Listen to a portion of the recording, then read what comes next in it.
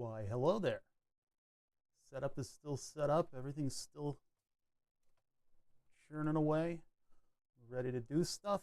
I want to build a stereo splitter at the very beginning of stream here, not as part of stream. And part of stream is going to be working on computer stuff. So I figure I can intersperse it with a little bit of actual physical building. I should probably make another one of these. I don't know how many repeat channels I'm really going to need as just a bus bar.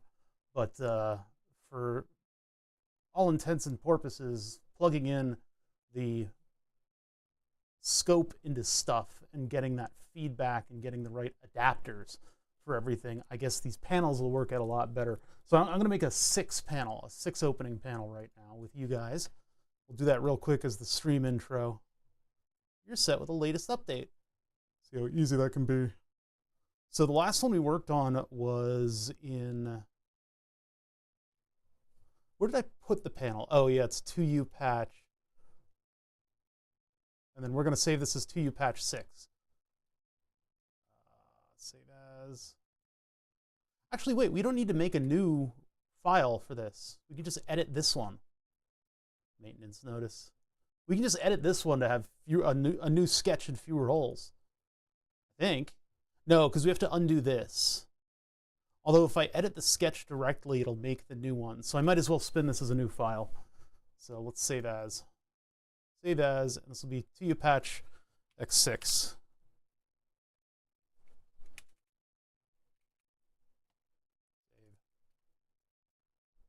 So I'm just going to go back in time and edit my sketch. And instead of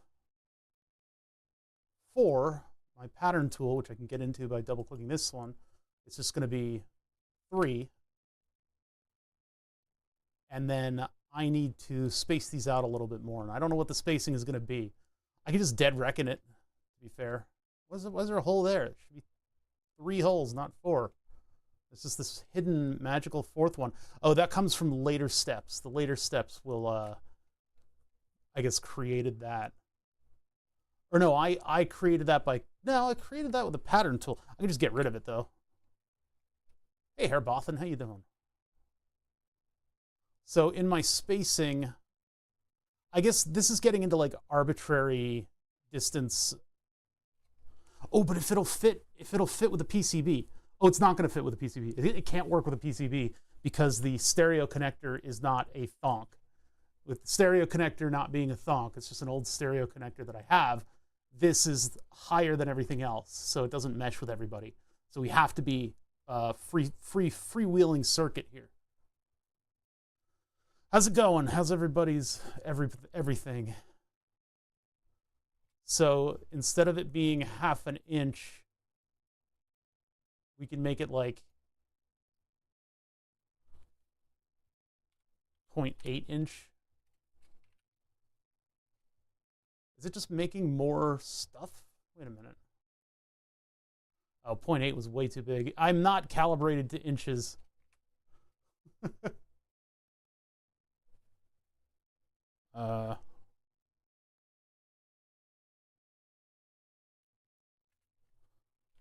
This thing is all set in inches because it's going on a PCB.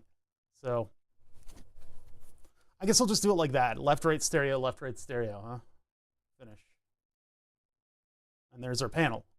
So now I'm going to just take this and I'm going to go to the body, 2U patch, 6, just put that number in there, save as mesh.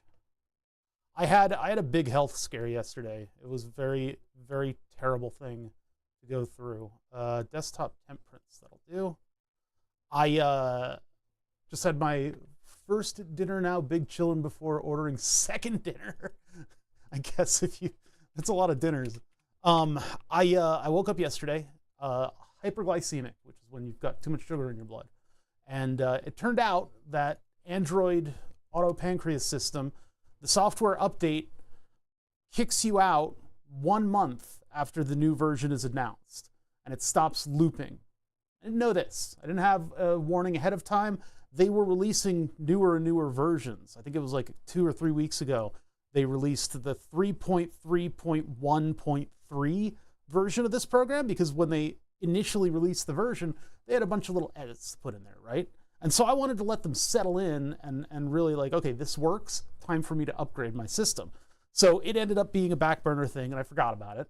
And so night before last, I went to bed, as I normally do, without really thinking about where my glucose level was. That's one of the luxuries that this system affords me, is that I can go to bed, and then while I'm asleep and not fucking up all of my glucose levels, you know, I don't have my hand in the cookie jar, so figuratively and literally, while I'm asleep, the pump, the robot, does everything in its power to get me back on track. That's great. It's great for me. I can finally go to bed without worrying about stuff first. Problem is, that was the time when it stopped doing that. And so I woke up super hyperglycemic, a lot of sugar in the blood. I corrected it almost immediately, and then I had to go to individual injections. But at that point, my blood was starting to turn into acid, and so I started getting really bad muscle cramps, just really bad muscle cramps. So I had to shake all that, get my glucose back down without any sort of feedback loop in the mix, got everything working. That shouldn't be a thing that can happen. The user base is at odds with the creator of this program because of things like this, and I didn't know I'd be a shining example of why that's such a bad way to manage your workshop, or manage your program, manage your rollout of new versions and stuff. But yeah, it turns off the looping function, and so I had to deal with a brush with diabetic ketoacidosis. Shouldn't stop in a fail state. You keep up to date with your software or you don't get to loop is apparently the attitude here. But yeah, so that turned it off, and until I did the update. And so I had to spool up Android Studio, open up my notes about the weirdness of updating stuff, and use Android Studio for the first time in it was just about a full year, actually. A little over a full year. And, you know, I'd forgotten all kinds of stuff about how to operate Android Studio because we do a lot of different stuff here. I'm not just a developer, but it's a little bit crazy, yeah. You're now manually controlling your pancreatic function. Haha, got you, chat. So yeah, I had to use the program to give recommendations and then inject based on those. And I had to give a huge bolus and then a smaller one and a smaller one incrementally to get insulin in my system. And when you're brushing with diabetic ketoacidosis, your stomach does not want anything in it. Everything is disgusting. It's just a horrible feeling in your stomach. And I had to move past that and actually, you know, eat a banana to get some potassium, eat some food, get some orange juice so that I could inject insulin, and then that can help reverse the metabolic processes that were causing my blood to turn into fucking acid. So that was cool. I really appreciate the developer for thrusting me into that one. Why do I have a bunch of PMs that I didn't see? Well, yeah, anyway, that was good fun. Good fun. So we didn't have a stream yesterday because of all that stuff. You know, you're sitting here compiling your pancreas. So where is Temperance? Temperance. Do you patch? 6 holes. Bring that over here. This will take minutes to print, but it'll take a little while for the printer to spool up. Is it an open project? Yeah, see, the thing is, because it's a third-party open project, there are ways to get around that timer. I kind of want that as incentive because I don't want to fall into my version and have it go out of date. Oh, this thing isn't primed yet. I turn on the printer in the first place. Like, you know, I sat on that message, on the version expiring message for a month. So in part, it is on me. It's also a huge pain in the ass to upgrade. But it's a third-party medical device programming project. And so you have to compile it yourself because it's your project. You're the one that's doing this, right? Due to all kinds of rules and laws. It's pretty freaking awesome, though, because it allows me to get more aggressive with my insulin control, as evidenced by my nearly going DKA without it in only a matter of a couple hours. Because I'm a big fat ass, I need a lot of insulin. So, God, I saw a friend of mine found a CD-ROM, a CDR in a pile, and he uploaded the files that were on it, and on it were some pictures of me and my friend when we were kids. We were just teenagers. Oh my God. I was thin. I was thin. I was thin then. What happened? Come back to me, Harbones. I need you to thin me up again. It was nigh on traumatizing, actually. Yeah, it was pretty traumatizing to be reminded so starkly. And they were like good quality images too for like internet pictures. I mean, what did we have back in the day? I guess it was probably an early digital camera. What was I doing? Octoprint. Octopi local. I believe this one is this complicated one. I don't know why I gave it this password. I love this album. Youth is wasted on the young. We need to go the other way around. We need to Benjamin Button this thing. Let's see if we can get this to connect initially by just... Oh no, I have to connect here, and if I don't see a serial number, it's going to fail. Are you spreading bearing grease on the build plate with an oily rag? How'd you know? How'd you know my secret? Look at how not clean that got it. It's still full of dust. That's what happens with dark things on these cameras. They always show every single particle, every particle of dust. You're not really all that connected, are you? Maybe we need to reboot this. Let's reboot Octoprint. Or maybe the whole system. Let's restart the system. Probably restarting Clipper would be the way to do it, but we'll just start from nothing. The bed needs to be properly lubricated. All right, we're going to wait for the Raspberry Pi to restart. It takes a minute. I'm going to get this printing, and then like mid doing the computer stuff, we'll have an excuse to get up and do something, because I don't want to be locked into this computer. I'm starting to feel I need to move more in my life. The plight of the engineer. We got so good at sitting around and studying stuff that we don't see the sun ever. Look at it. We've got it locked away over there.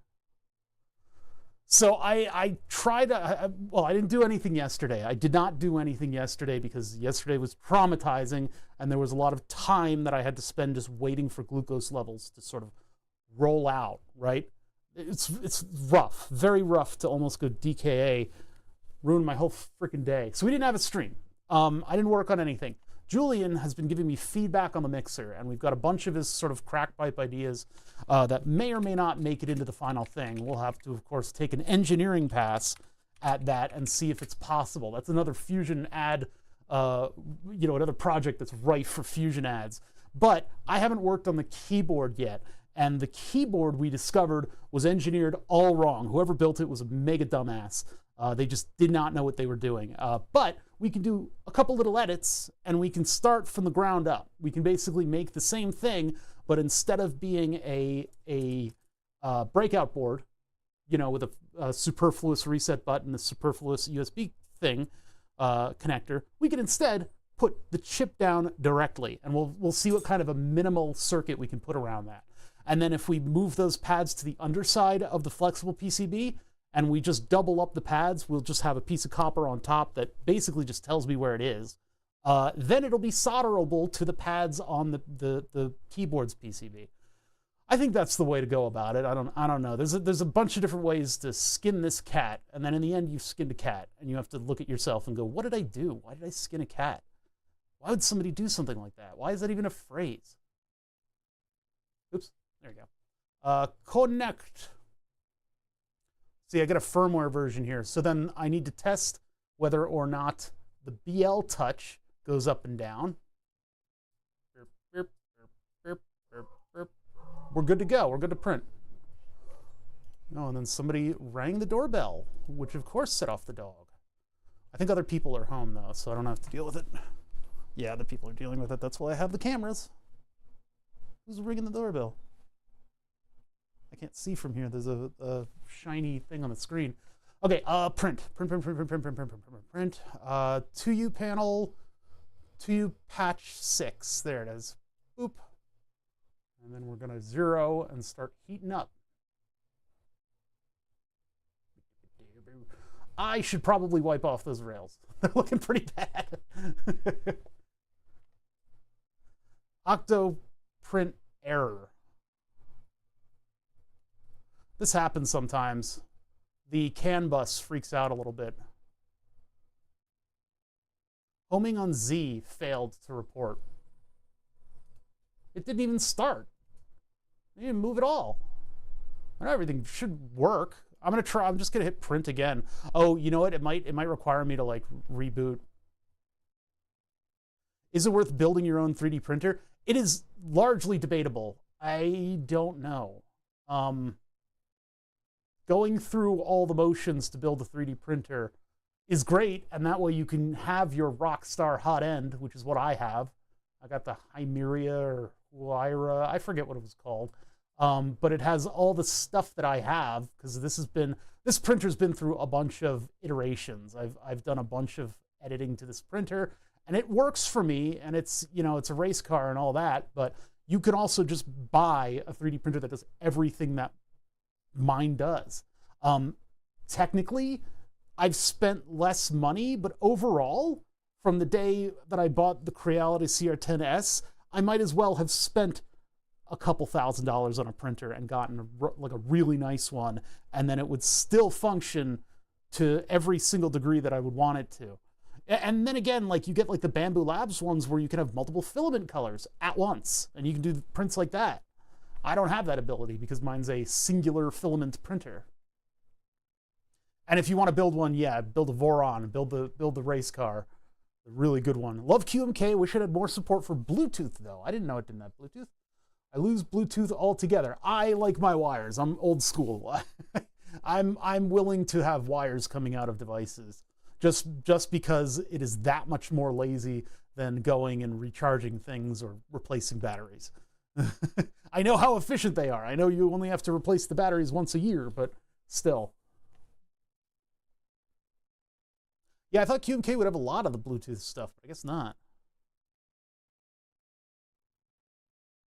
It's a project. I built a Voron. It's a great printer now. It took a couple 100 hours to get there. A Prusa's pretty good. That's also the thing that I've said, you know, in the past is if you get into 3D printing, the 3D printer is the project. That's the project.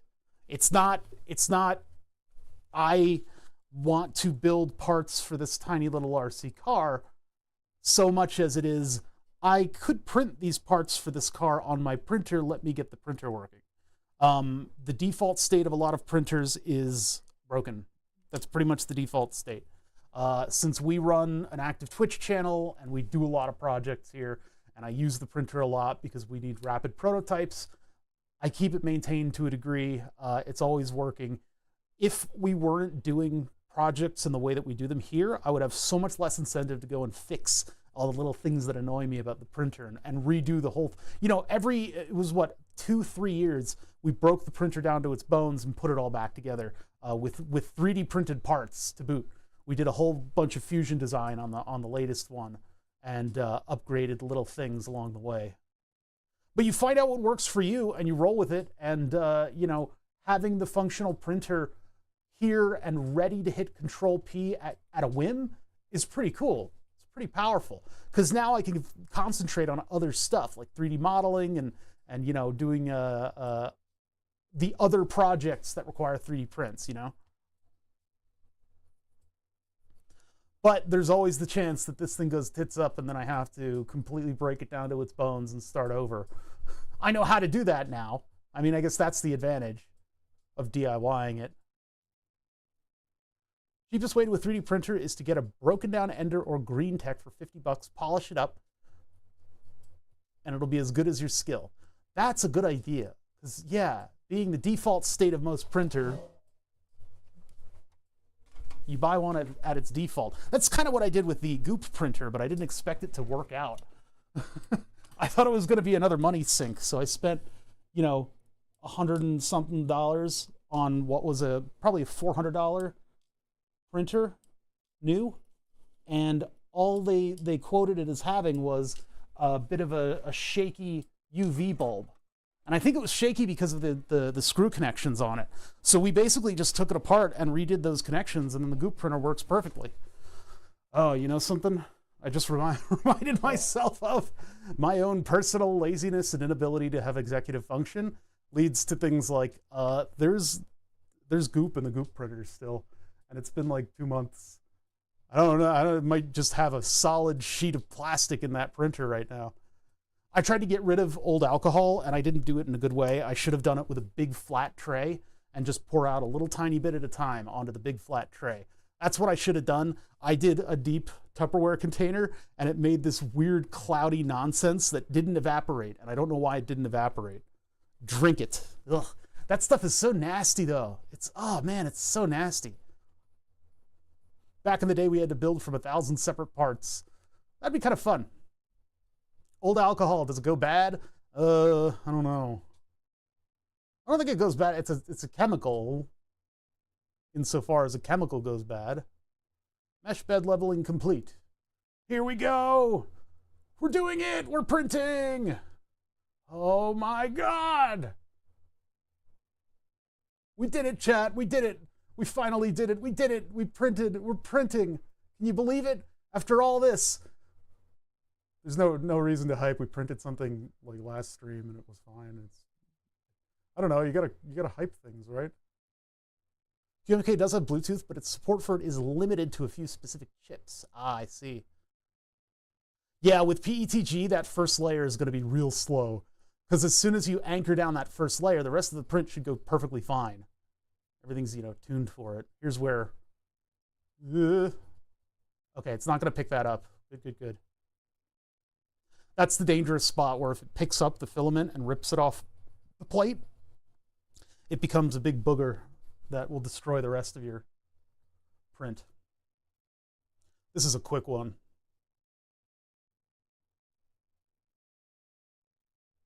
AM Logic. I've never heard of that. Last PETG print I had to cover the whole machine with a blanket so I could get a good print. It's either going to be a good print or a house fire. What the that's nuts. I have a 120 volt bed. The only problem with the 120 volt bed is when you get the heater has this, I don't know, aluminum or steel wire that it uses. And the steel wire is not that flexible, and it's not supposed to be flexible. It's supposed to be temperature stable. So what you're really supposed to do is you're supposed to use a crimp. You're not supposed to use solder. Use a crimp at the end of that cable, and you crimp it to a flexible cable, and then the flexible cable goes to your 120 volt control source, which is, in my case, is one of those solid state relays that you can buy on eBay, like $38 solid state relays. That's how things should go. But I said, look at all this wire, and I decided to wire it all the way back to the controller with that inflexible wire. And so over a short amount of months and a couple prints, I started to hear snapping noises, and my prints started getting all weird. And the snapping noises apparently were the wire cracking and then a spark happening.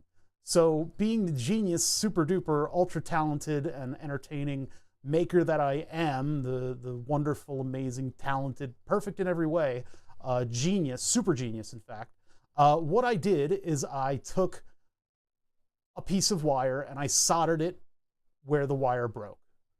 And so the hard solder created a new flexible position on the wire where it bent inappropriately, and a couple months later started making snapping noises. I took some of those Euro terminals and I put Euro terminals on either end of the flexible conduit that I used to get the power out. So I'm using the silver silicon jacketed hyper flexible wire on either end to take the 120 volts to the bed now. So that's probably a permanent solution. I probably didn't even need, I could have crimped it because it'll just never go wrong. But yeah. So part of my working with PETG is that I've got a 24 volt heater in the hot end, and then I have a 120 volt heater on the bed. So I am capable of going to very high temperatures on this thing. Although it will, I gotta be careful that I don't melt the 3D printed parts that make up my 3D printer. There's a keyboard project out there called Jin for QMK. It's a test keyboard meant to press QMK to its limits. Pretty fun build. That's crazy. Is that like that Japanese keyboard that has like 10,000 keys on it?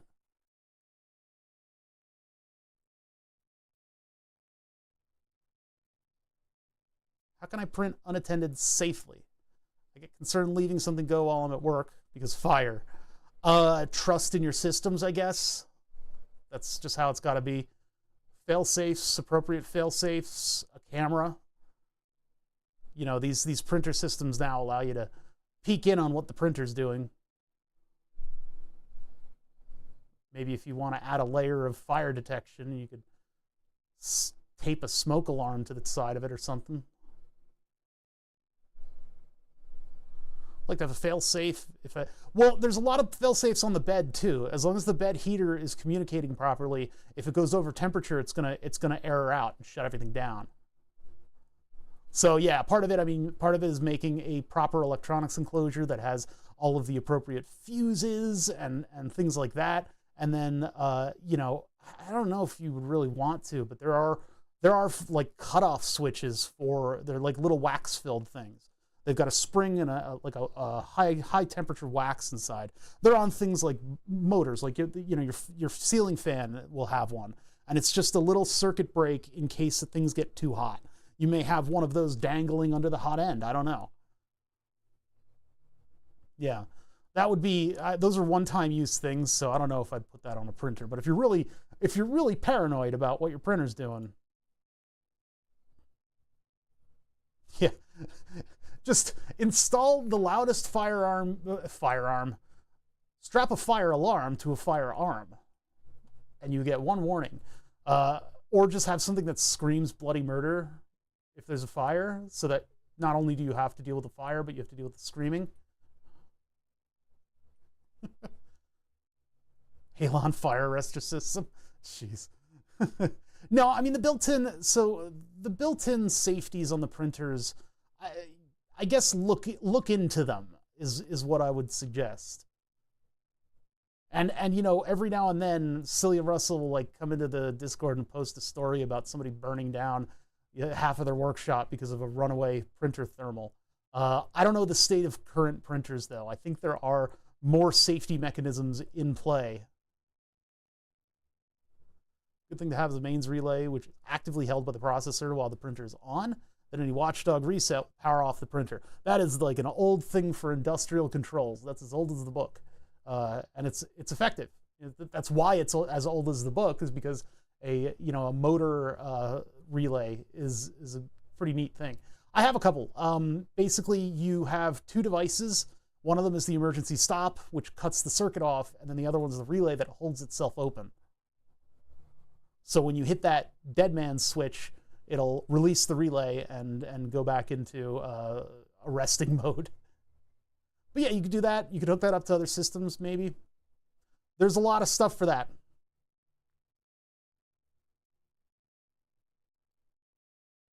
But any good printer, like this one's Clipper, and built into Clipper are thermal runaway sensing. So if the temperature goes just a little bit awry, it'll cancel the print. And that's what was happening when I had the break in the wire on the bed. And I put the wires in drag chain, which gives it a wider bend. I don't trust dangling wires because I'm a systems engineer. Trust is a dirty word. Trust in your systems is the toughest part. Almost done. How long is this? 4 minutes left. We're almost there. 4 minutes, wait for it to cool, and then we can move the components over. If you don't trust the printer you purchased, do you purchase the incorrect printer company? Well, or you just haven't had enough experience with the printer. I mean, I've used this, the one that I have sitting right here, it's my baby. I've been using this one for nigh on a decade, right?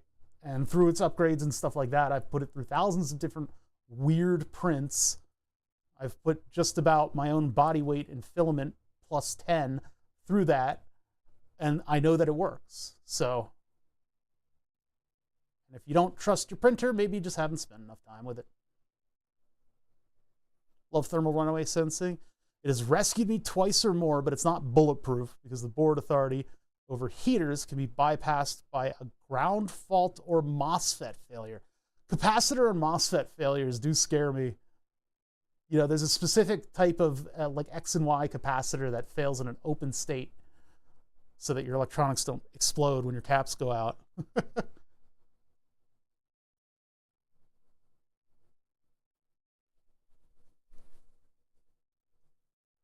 But I don't have any safety systems like that here, because if this thing caught fire suddenly, it would be funny. And, you know, broadcasting. I don't want to force any of the severe errors and have to do that in order to entertain my audience, right? I don't want to give you guys that, because I don't want to show just about me tanking all of my stuff and everything explodes. I want to actually get something to work. Of course, that makes me way more boring, doesn't it?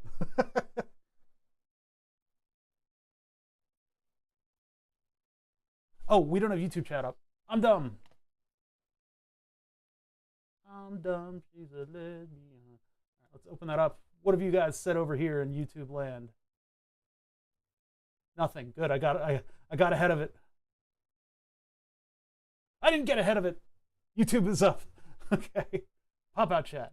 There we go. All right. Now we have the YouTube comments should roll in with everybody else. Sounds like an Electro Boom collab. Oh man, look, knowing how the sausage is made, so to speak, with Electro Boom's content, I can tell he's being careful when things go awry with Electro Boom stuff.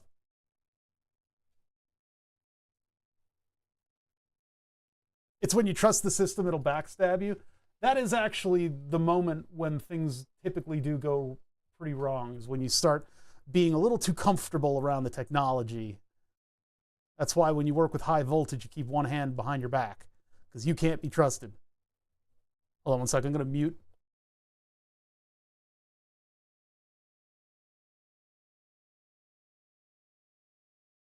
I had, see, I keep saying buldak, but it's like budak.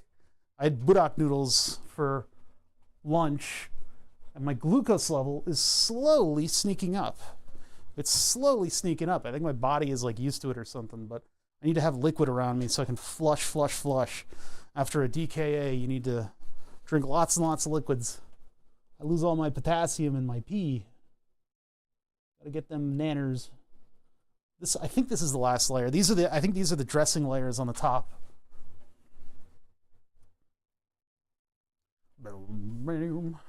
So the YouTubers do not get, what, 8 years ago? Oh, that's a comment that's 8 years old. Wow. YouTubers don't hear the music. Budak are not my favorite since the noodles stay firm. Oh, mine don't. I got the whole thing down to a process. I do 6 minutes for the boil, and then if I want to do what is it? Slightly moist noodles, then I'll pop 2 eggs into it at exactly the 230 mark. And then when I'm mixing up the spicy packet stuff, I'll break the eggs, and then the egg yolks will get on the noodles and make it like just a wonderful greasy set of super spicy noodles. The music is from a younger brother, and the album is The Last Days of Gravity, and it's a 9-year-old YouTube video. Last Days of Gravity. But then I'll mix in leftovers, but the problem is, the other people here don't really know that you don't need a lot of stuff in the ramen, right? You don't need a lot of stuff in that ramen. So I'll use like a little tiny pinch of the leftovers.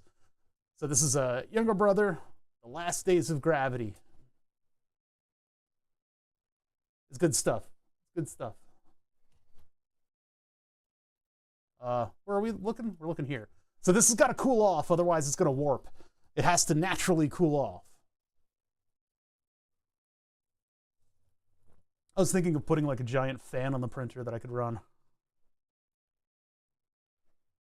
When are we getting a Give Willow a Treat interaction from chat? I would love to do that, give Willow a treat. But my dog, during the day, you know, dogs sleep, what, 14 hours a day? So during the day when I'm streaming, she does not like the ruckus. She used to come downstairs all the time. Some of the last actual YouTube uploads that I have, Willow's coming downstairs. She's like, hey, what's going on? This is cool. But she got used to this area. She has a little bed under my desk over there that she doesn't use anymore. She uses it when I'm not streaming, because I'm sitting here and I'm yelling at the computer monitors, right?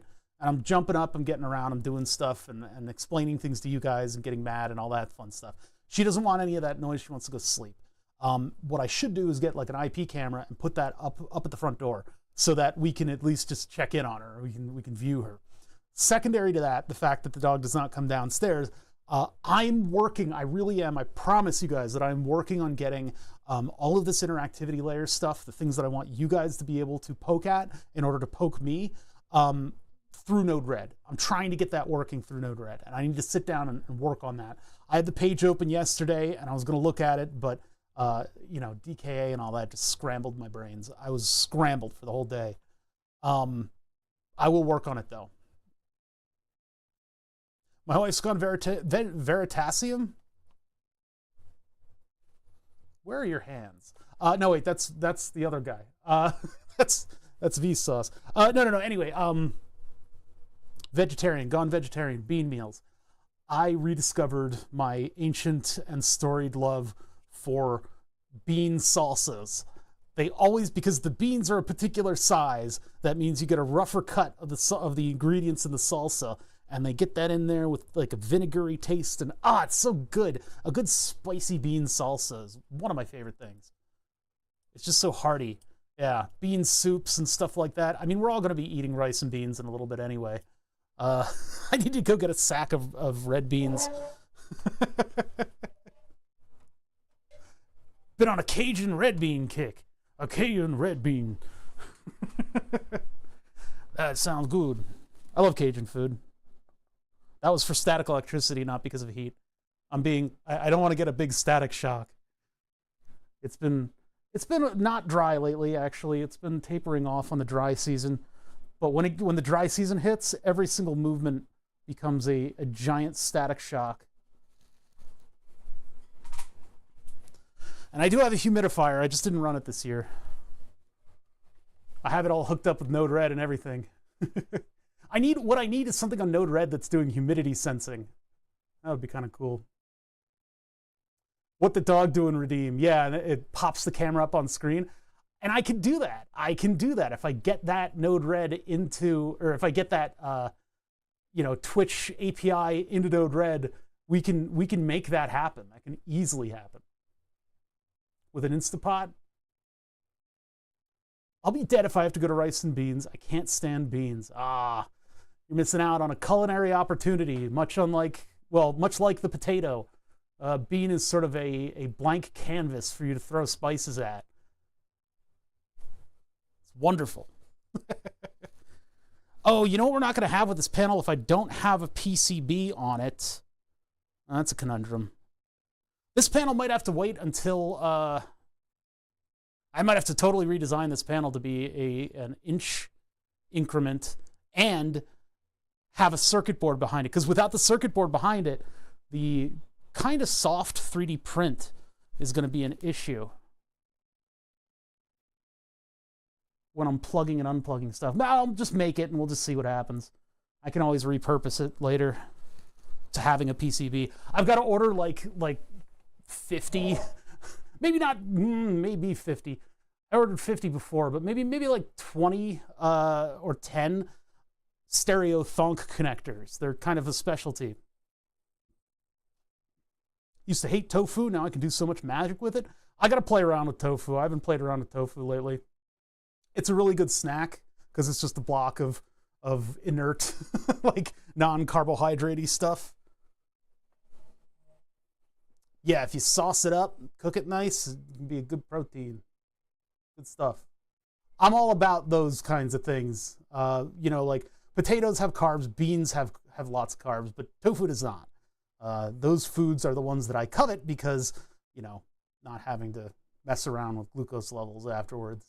And it's voluminous, so it makes you full without needing to be addicted to carbohydrate. Good stuff. All right, so can we force the issue? Can we actually get this thing to get off of the bed? I mean, it's already kind of ill-fated. We can put the one that I've already built on this and then attach it to the rack and then see whether or not it not having a circuit board is an issue. All right, we're going to force the issue. That's going to rapidly cool the bed. It's going to cool the plastic, and since they're different materials, they're going to expand and contract. on a microscopic scale slightly differently. And so that pops it off of the bed in little tiny bits. This part here is moving a little bit. Moving. Come on. Whoa, there we go. I wanted to use lateral force instead of vertical or horizontal because I want this to remain flat as it cools. There's our 10-minute panel. Let's bring that back over here.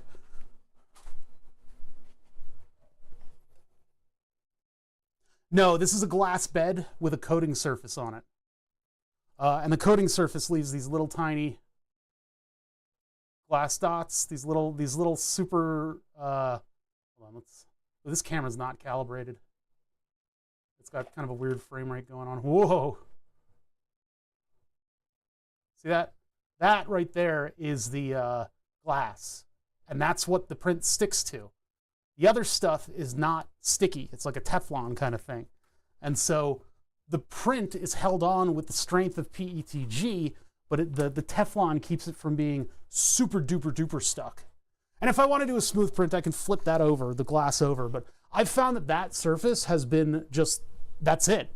That's it. That's it for printing because it holds onto it just enough and it releases it very, very cleanly. Aside from kind of a dumb looking pattern, that means that I don't need to do anything to my printer between prints. And I don't use any materials. I don't have to buy glue sticks. I don't have to do any of that. All I do, spritz it with Windex, wipe it, get the dust off. That's it. Pretty crazy, right? I like it. All right, let's put this thing on here. I don't really have to change much for this either. Although I don't have left and right coordinated on it. Ah, stupid, the handheld ones. Is it, wait a minute, is that autofocusing? You better not. Let's run the calibrating just in case. Shut up. Arm procedure.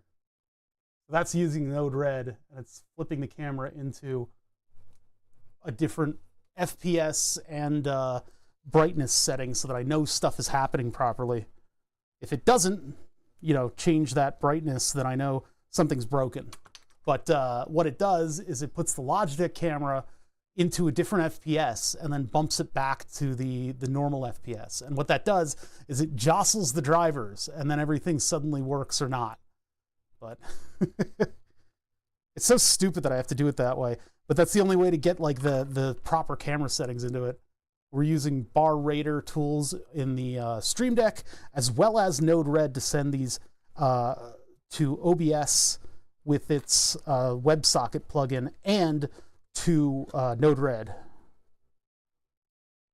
It's a fairly complicated system, and I don't think I can change it much. Left is supposed to be the one that goes on top, and I just don't know what order these are in. I just don't know.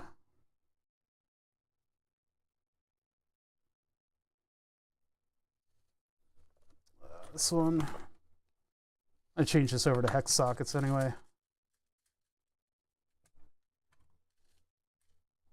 Oh man, what I really should do is anodized red and white so that I can communicate that this is a LNR. Well, I need to redesign this when I get stereo thonks because this needs to exist within its footprint. It needs to just be like this one. We're doing a lot of computer stuff today, so I wanted to do just this quick little physical thing first because it's this is more fun than the other one. The other one's kind of doing work. We kind of got to do work.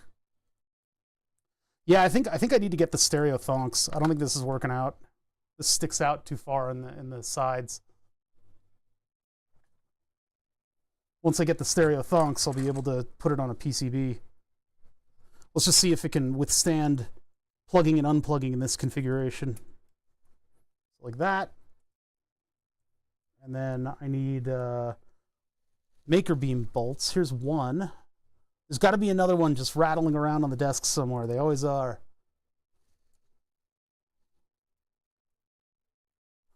It's funny because this big complicated mixer project that we did, and I've just got a passive mixer right here. that does just about the same job, only this one specializes in being stereo. It's all the stuff that I had to go through in order to make it work the way that Julian wants it to work. And there's probably a simpler way to go about making that mixer. But it ends up being this pile of technology. All right, I'm going to get a bolt from down here, I guess. I don't see a second one sitting on the desk, rattling around. Yeah. Oh, no, that's brackets. We don't need brackets.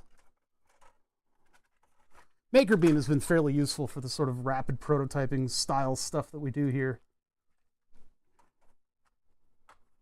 It's not cheap, but it's ubiquitous and easy to use. Of course, then I take the drawer, the little hopper, that's what those are, hoppers, and I moved it somewhere and then lost it, and so now I don't know where my MakerBeam bolts are. There's a couple rattling around over here.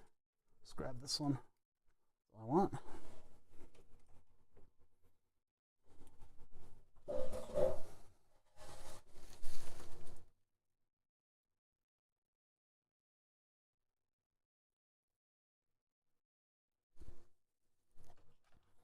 Ooh, little bulldog, heartburn.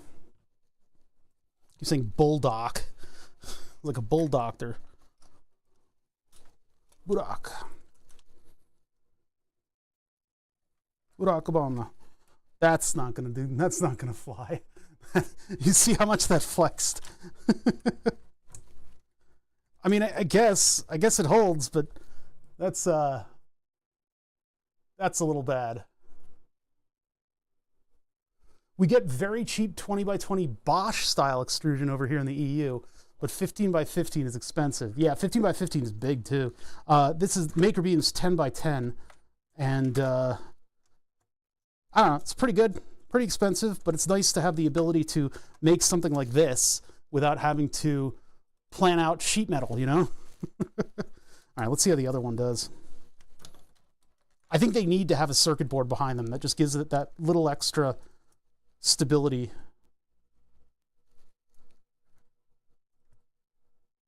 Just a little bit of extra stability. Work that I've done into building synthesizers. I've had to retool all of my stuff. Suddenly we're a synthesizer shop instead of a fun little electrical engineering dealie. It's been quite a transition, I'll tell you. All right, so this one's in there like that. So now we have the patch bay. And I'm plugging stuff in. Oh yeah, look at how much more stable that is. It's not flexing at all. Just that little bit of extra support in the back makes it so much stronger. So these 2U, the custom built 2U things that I'm doing, those need to have a circuit board behind everything. Faceplate looks like a job for JLC PCB metal laser cutting. I mean, that may be what we do. That may be what we do, because Julian's going to do the artwork for the front. I don't think there's not a lot of space to put artwork on that mixer, but I think he's going to be handling all of that marking and stuff like that. So depending on what JLC can do, because it would be nice to have a dark face and a light face. That's typically what they do on these synthesizers, on the synthesizer panels, is in one direction it's the night mode and the other direction is day mode. All right, well, that's that. That answers that question. I need to get stereo thonks before I make that panel. Womp womp. Let's get everything out of the way of the keyboard, and then we can boot up. This cute little... Oh, this is from the little thing that reads the power line to tell them if it's bad power or not. But we run like an internet over power line thing here, so I'm sure it would cook. That thing would totally explode. Yeah, I've gone several projects into near misses with building a laser engraver, cutter, whatever. I would like to build that CNC, but again, there's too much going on. I need to get some of these other projects done. Without the CNC, it would be nice. But then we also need to rebuild this thing. We need to break it down to its bones, put it all back together with proper grease in it. so that it works again. Because we had a camera project that's sitting over there that we were going to open up the little camera opening so that I could put the Logitech Brio into an aluminum case instead of the case that it's in right now with all the extra stuff around it. Just the churn of projects, right? Get an old Ender 3 and attach a laser, quick, easy, and maybe cheap.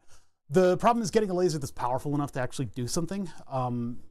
When you get into, well, not as much anymore. Not as much anymore. Those diode lasers are starting to get real good. But in the past, you would do a tube laser, and then you'd have to do mirrors, a mirror setup in order to get your laser cutter to work properly. Nowadays, I think you can get lasers that are plenty powerful for doing that kind of stuff. And I've got a couple Galvo motors that I would love to put on one of these little pedestal laser engravers. That would be kind of cool to do. We'll probably get that together at some point. What's heavier, a kilogram of steel or a kilogram of feathers? It's actually going to be the kilogram of steel, because you have to live with yourself after going through what you had to in order to get a kilogram of steel. The atrocities.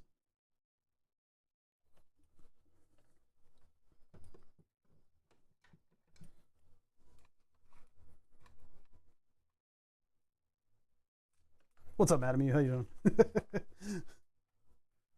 Age-old conundrum of where did you get all those feathers? Don't tell me. I don't want to know.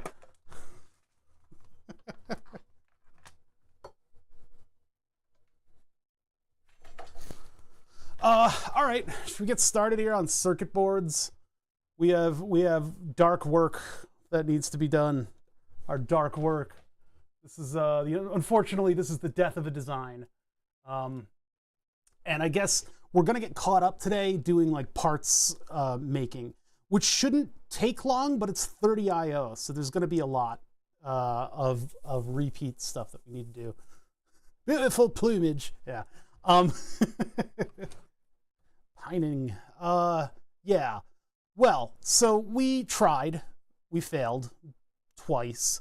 Both of my circuit board designs, one of them is under heavy review, and there's enough edits in it that it's a complete redesign. And I've already actually spooled the files off, and I've made a version 2, which is a complete redesign of the PCB. So I got to start from the ground with very few structures left. You know, I kind of know how things can go down a little bit better than when I started. So that's all we really got. That's the only advantage of what we're doing. Well, the only advantage of us having done it. This is a bad time. This is bad for my psyche. But this is what we need to do in order to get better at doing this stuff. We need to pick up all the pieces of our broken designs and fix them. So with the keyboard, we had a lot of trouble soldering that thing, those flexible PCB things down. We're supposed to solder them down to the pads where the chip used to be. Our measurements were good. Everything was in the right spot. Our pins were on the wrong side of the PCB. So having the pins on the wrong side of the PCB, I couldn't get the solder to bridge, and I had a ground plane directly under. So if I cut those pins, you know, shorten them up, get them right up at the edge, there would be a layer of cut ground underneath it, and there's potential for that to connect.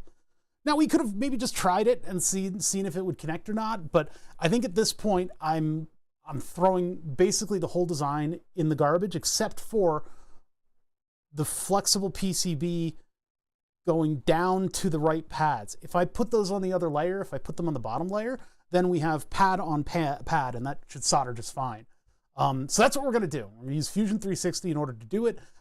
This program allows us to be agile and light enough that we can go in and you know, tear apart a design and pick up the broken pieces of our lives. So let's get going on that. We got to go into the files and copy them, and then we'll start on our version 2. We're going to move those pads on the component because the pads on top is just not viable. I don't see why anybody would hang a chip in the middle of whatever. It's a very specialized component because of what we're trying to do. But let's do it. I mean, let's just like get into it, right? What are you guys waiting for? Why are you still? I thought you guys were ready to. Can we do this? Why are you guys just standing there like? All right, here. Okay. So Fusion360, boom! It starts up instantly. No, it doesn't. We already had it open. So let's go to our QMK keyboard design and open up that accursed file where all of our mistakes were amplified. What was this project? This was probably an admin, wasn't it? And then personal. It's not a personal, it's a stream project. There we go. Code QMK takeover. I tried to reorganize a little bit, which means that everything's just even more disorganized.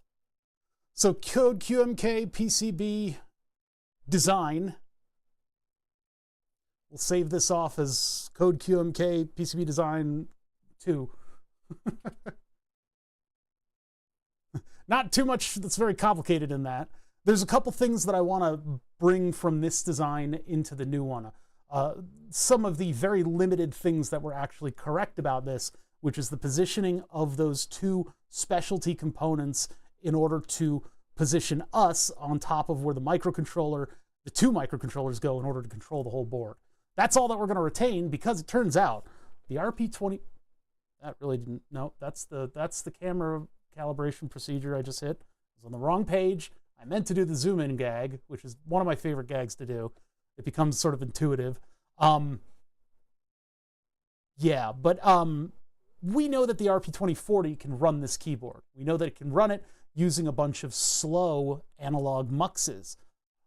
It happens to have exactly the right number of I/O for us to hook it up completely where the microcontroller goes. Our breakout board did not. Our breakout board did not have all of that I/O ability. If we do just the chip, we will have access to those extra pins. And so we'll be able to utilize every single pin on this microcontroller. And the thing is, they're general purpose I/O. So that means that most of these can be rearranged as we see fit. So our circuit layout should be pretty simple because of that. And I say simple, it's going to get complicated, but maybe we can rearrange things a little bit and make it all work out. So we need to edit some components here, and we need to rip up some old stuff. I guess we'll start with ripping it up because that's more fun. So here's our old design. I'm going to make sure that I go up to save as. Now I could also do this as what is it called again? It's not a momenta, a design. I can't remember what it's called. I don't remember. You can lock your old design away basically and design on top of it. I'm going to do a new file just because I think it's probably better to do. But it's not, they have pretty good versioning control in Fusion. But this is going to be QMK Fluxy 2. Save. It is version 2, so it does have its bones in the same, its bones come from the same place as the other one. Oh, actually, you know what? That was the wrong thing to do. That was the wrong thing to do. I should have gone back to the design and save it as. So now I'm creating electronic waste. Code QMK PCB V2. We're going to put at the end of that. So now all of the files. Yeah, we're doing PCBs in Fusion360. It's actually pretty cool because you can do a render of the board and then you can immediately start editing your enclosure or your whatever you're going to 3D print to complement the board. Okay, so that's what I should have done is gone and saved the actual design. So now these are all associated with that design, and when I edit them, they're not going to edit the original. Of course, I've created a whole bunch of files in here now, but I can at least find this when I need to open it up again.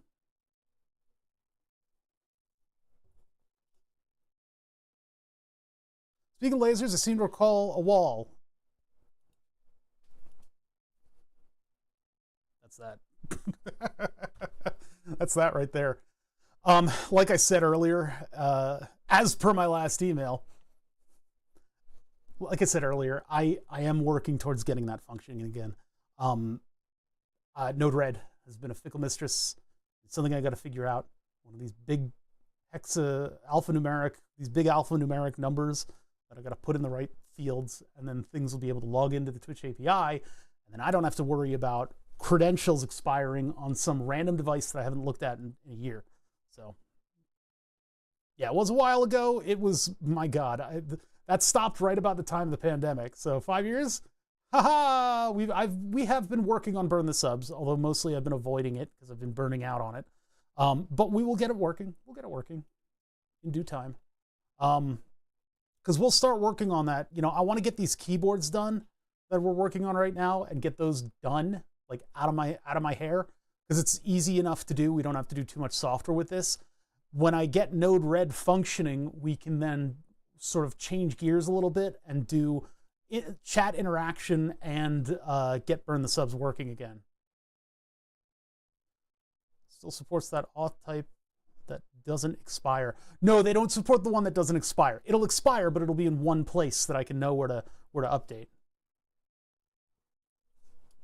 We've got a CNC router and a 160 watt laser cutter. Yeah, it does sound like fun. It sounds like it would be neat for front panels. Okay, so this is where we're going with this. So these are okay. Delete the note for myself. These are okay. The connector's okay. Raspberry Pi Pico's got to go. Delete. And we will retool the rest of this thing. Why can't I select anything? Oh, because I'm in a tool right now. Why are these on this side?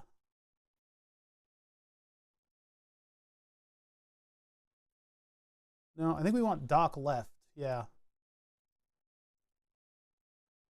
Just not used to the all that stuff being over there. That's a big UI change.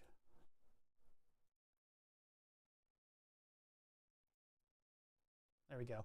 We've got to maximize the amount of visible space that we have on our computer here because we're already squished with my vanity panel. I could do one of those things where I cut myself out of the background, but then it would be more jarring when I go over to this view because part of my co-host is just all the bullshit that I surround myself with. All this crap is part of the show. For what it's worth, the CNC router is much more useful. Yeah, I gotta look at that. And apparently this program right here is really good at doing like cam jobs. Making your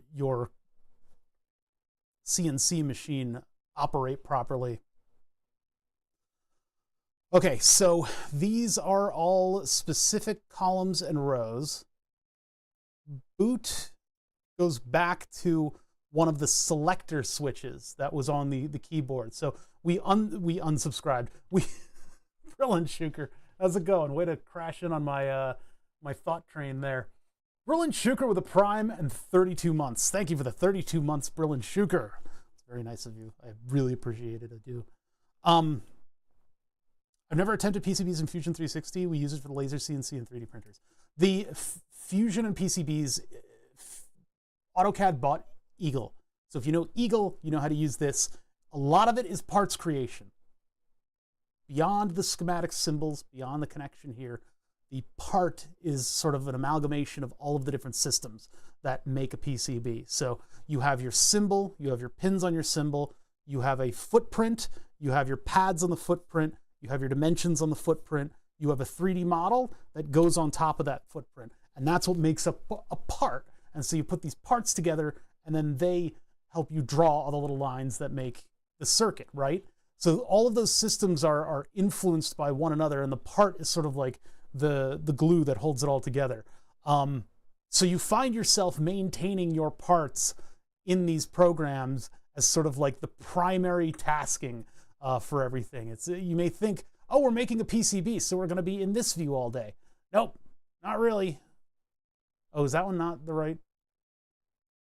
Code QMK PCB version 2, QMK Flexi version 2. So this is not the right file. That's not what we're interested in. We're interested in going over to this one. Why is that part still there? That was the Raspberry Pi Pico that we removed, right? Yeah, the Max 303 is still there. SNF 8F or whatever. So we deleted that part, but it didn't delete in this. Run ERC to find differences. Yeah. Oh my God, it's not consistent. Come on, man, don't back annotate. All right, so we're gonna tear this thing down to its bones, right? There's a lot that we don't need here, and there's a lot that we're gonna retool and do differently. So I shouldn't be deleting parts in the two-dimensional drawing. The three-dimensional drawing is where the parts get deleted. First things first is our last step of putting down the ground planes just gets undone. We just undo that whole thing because it's the easiest step for us to do. All the settings should remain in the program, but we're just getting rid of that sort of visual block on the rest of this. And actually, you can just tell it not to render that. That's one thing you can do. But all right, secondly, I want to get all the memes out of here. Can't really focus in on that because of the keep out area. There we go. It's a big thing that, this is just the default view, but we're actually building a pick and place machine so we can do our own small scale production and prototyping. That sounds pretty cool. There's a lot of, there's an open source project for that. Okay, so I don't need any of these traces right now. Hello from West Coast, Canada. How's it going? 3 hours in the past. Unroute all. So we actually are going to unroute everything. This is a scary tool right here. Unroute all. Yes. Bonk. Oh, all of my vias are gone. Only the stuff that remains is part of the component that I built. Oh, the humanity. The humanity of it all. At least it gives you a warning first. Just one errant click and everything explodes. So we're getting rid of this, getting rid of these, and their decoupling capacitors. All this stuff goes. So I don't think I can delete from here safely. That one will probably be okay. But let's go back to the 2D PCB, or sorry, the schematic rather. Yeah, that's an MS Word. You do one thing and then everything explodes and your page explodes in front of you. And there's a smoldering fire of 4 hours of work. Delete. We don't need those anymore. Okay, so this is how it's gonna be, huh? Save this, click OK. We now need to make a RP2040 component. What were those that you just yeeted? Those are analog muxes. A mux is basically a way to have one switch throw at a time to several outputs for something that you don't need to constantly monitor with a pin if you're running out of pins. So if I'm running out of pins, I could send something on a microcontroller to one single analog pin. And then if I want to drop in on what the signal's doing, I can tell it to close one of its internal switches. That's essentially what a mux is. And there are ways people do timings on muxes and things like that are far more complicated than anything we're doing. What we're using the mux for is basically to drop in on the rows and columns. So we activate a column and then we activate a row and we say, hey, is that 3 volts? No? Okay, what's this one? What's this one? What's this one? Now, we should have had a digital mux on this thing. That would be the proper way to make this keyboard if I had limited amounts of microcontroller pins. But it turns out we have exactly the right number if we use only the chip. So let's make only the chip and let's put that into our software. We make a new component. And so we're adding a new component into our library. That component is the RP2040. We actually probably have to make the EEPROM too. But let's open up a data sheet. That's step number 0. RP2040 data sheet. The data sheet is big. It is a microcontroller. Microcontrollers have giant data sheets because they do a lot of stuff. There's all kinds of registers and instructions and blah, blah, blah, blah, blah. What we're interested in is the physical parameters. Pinout is nice to have too, but we want that physical parameters initially so that we can create the package for this thing. And lucky for us, this is a quad flat no lead. It's a standard type of package for this sort of thing. It may have some slightly different dimensions from its brethren. So we have automated tools inside Fusion360, or sorry, inside Fusion Eagle that will help us do all of that layout. So we use the standardization and the slight mechanical differences, and we're going to get a nice schematic symbol with a nice 3D model. And actually, maybe we want to start with that pinout because we're going to make the schematic symbol first. There's a schematic symbol somewhere in here that I want to kind of copy. There's just so much stuff. It was like one of the examples down here had a nice, I guess that might have been what I was looking at. There is just a lot. There's a lot to this thing.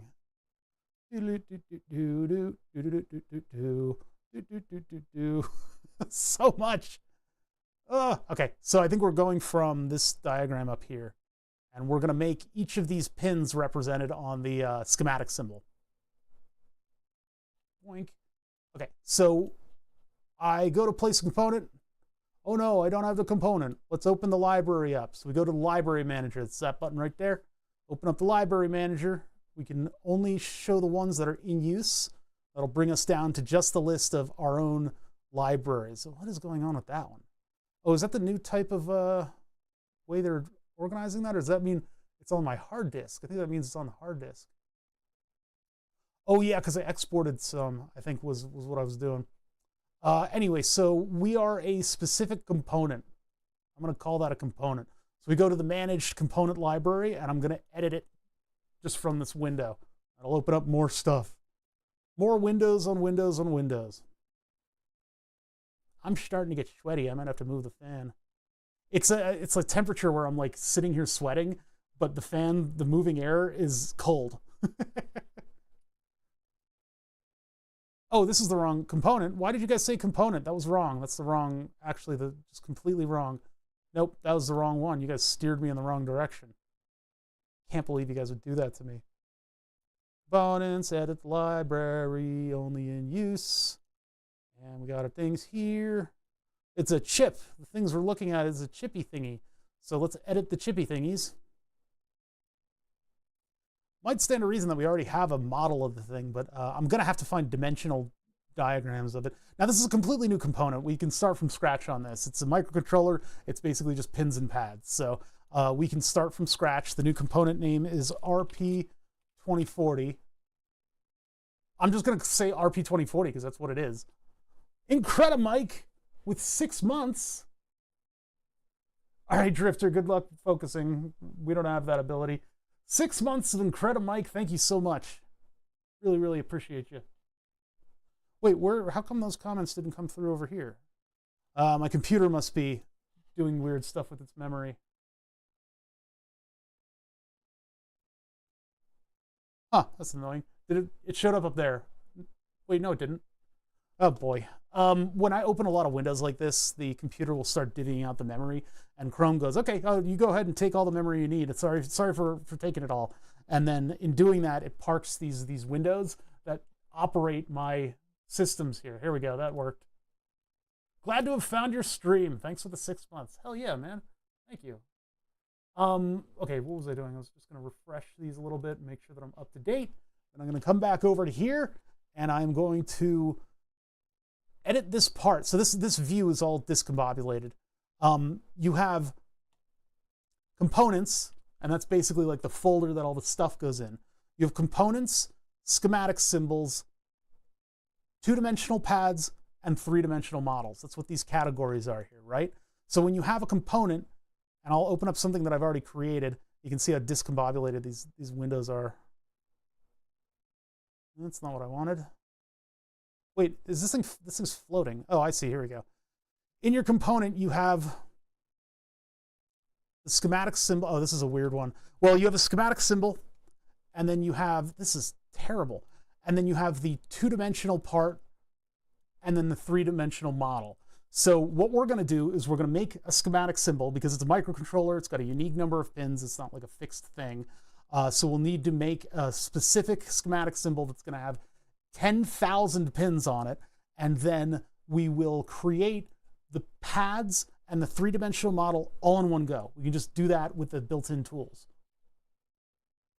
You can also do it on library.io, which is what the managed libraries are, but it's the same thing as doing it in this program. It's all got the same exact functionality.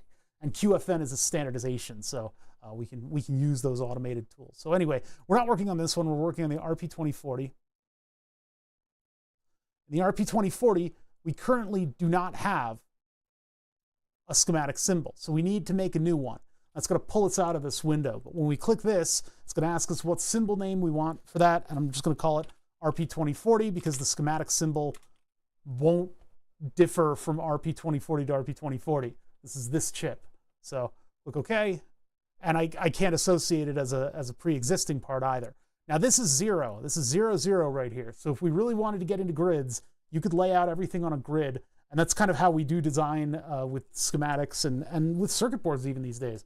We're still using grids, which apparently is an outdated philosophy on circuit board authoring or three-dimensional stuff. Oh, there was a comment that came in and was redacted. YouTube's ability to redact comments is weird. So, okay, this component is made up of pins. So we start with pins, right? We want pins. Center the pins. Function, we're not going to worry about right now. Direction IO, swap level 0. We're going to keep everything in swap level 0. Swap level you would use in order to have something like an op amp where you have 4 of them in one package. So when you click, you put down the op amp symbol, and then the next one you put down is op amp B and C. Oh, you said use search twice. That's all right. There can be mess in the chat. I don't want super long pins. I guess we're going to go with the shorties. Like, maybe they should be a little longer than that. This seems a little big, but I think it'll be okay. And then I'm going to need like 100 of these things. Now, what do I want them named? Number and function. I think I do want number and function. And then somewhere in here, and I don't think using search is going to help me find it any better, but I thought I found there was like a RP2040 schematic symbol that had all the pins on it. I don't know if I'll be able to find it in this giant document. But I kind of wanted to copy over that function because they had certain pins on one side and other pins on the other. I don't know if I'll be able to find it. All right, let's just go back to the I/O. Oh my God. This is just a mess of a data sheet. It's so huge. But yeah, the data sheet can give you a lot of information on what you're going to be laying out. So let's start off with, well, I don't know how big the box is going to be. It's the GPIO that I guess I'm going to put on one side, and on the other side I can put things like the clock inputs and stuff like that. But I don't know which ones are going to be which. GPIO, IO, DVDD. This is where multiple screens really helps out. Okay, so let's put the IO down, and I'll just sort of loosely put it over here. What I want is for pin 1 or the center of the chip to be locked into the grid over here, the center of the universe, basically. Yeah, I know how to do that. I'm just not. The search is just going to confuse us for a while. RP2040 schematic. I know what to search within the PDF. Yeah, see, this is like the insanity of that. Simple. It's simple. Zoom, zoom, zoom, zoom, zoom.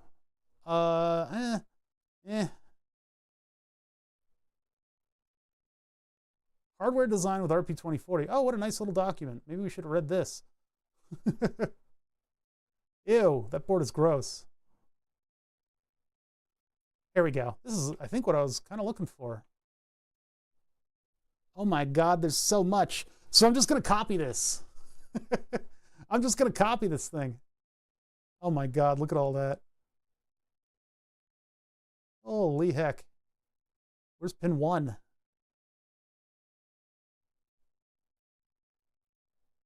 Pin 1? There it is. IOVDD. God, this is going to be so annoying. All right, can I automate this somehow? Pin array. Oh, look at that. That's a fun one. Pin count. I see 57 on this thing.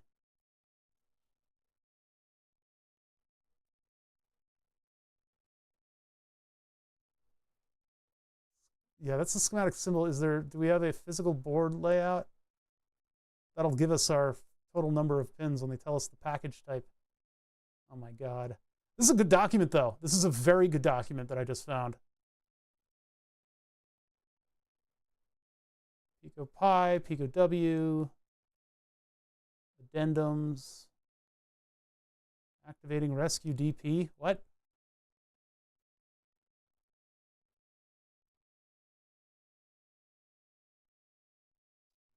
All right, they don't have physical parameters in here. This is just, it's funny though, because you would think you'd put all of the mechanical parameters into your document. All right, well, anyway. I counted 57 pins. Let's go here. What's the total number? 56 and then a ground pad. Pin count, 57.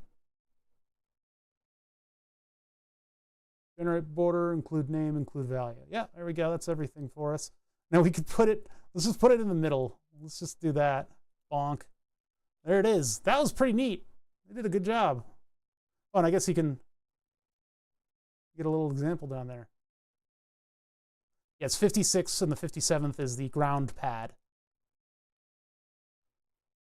0, 1, 2, 3, 4, 5, 6. Okay, so wait, did that start at pin 0? It did. It started at pin 0. Okay, well, I guess we'll accept that. So what do they do on this one?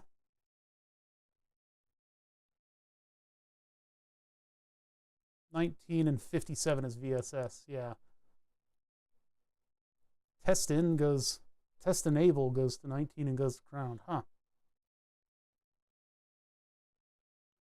Yeah, the data sheets and app notes, they're luckily for us though, they are at least pretty readily available. They're pretty readily available. This is actually not how I wanted this to be. This should be, and why is the $sign in there? That's so weird.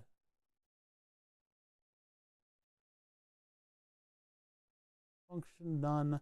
So 57 and then call it VSS. Can't put spaces in there. How am I doing pins on other microcontrollers? Let's quickly just jump over and take a look at another symbol. What am I doing here? Okay, so the pin numbers are there. So we need to redo that tool that we just used. Let's just get rid of all this. Put down another pin array. The $sign is supposed to go away on that. I don't know why it doesn't go away, but P start index is 1. That'll save us that.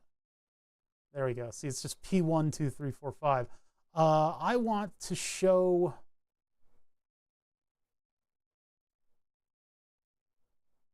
interesting.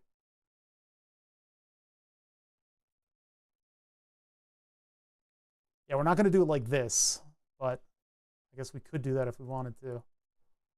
Just right and left, and I'll come back in and edit this and fix it up.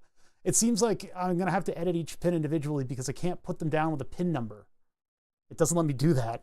It has a base name that it'll increment up, but the pin number is not shown on the pin, and I don't have the option to change that over here.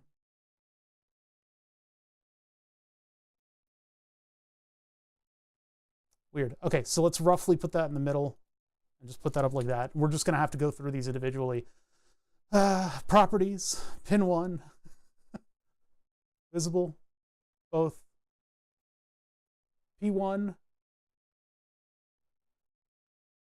Now, how does it know that it's P1 if I change the name to, where's pin 1? Pin 1 is IOVDD. But then it's not showing the show both. Why? It doesn't show the pin number that way. Why is that one cursed? You put it down like that, and there's P1. Go to properties.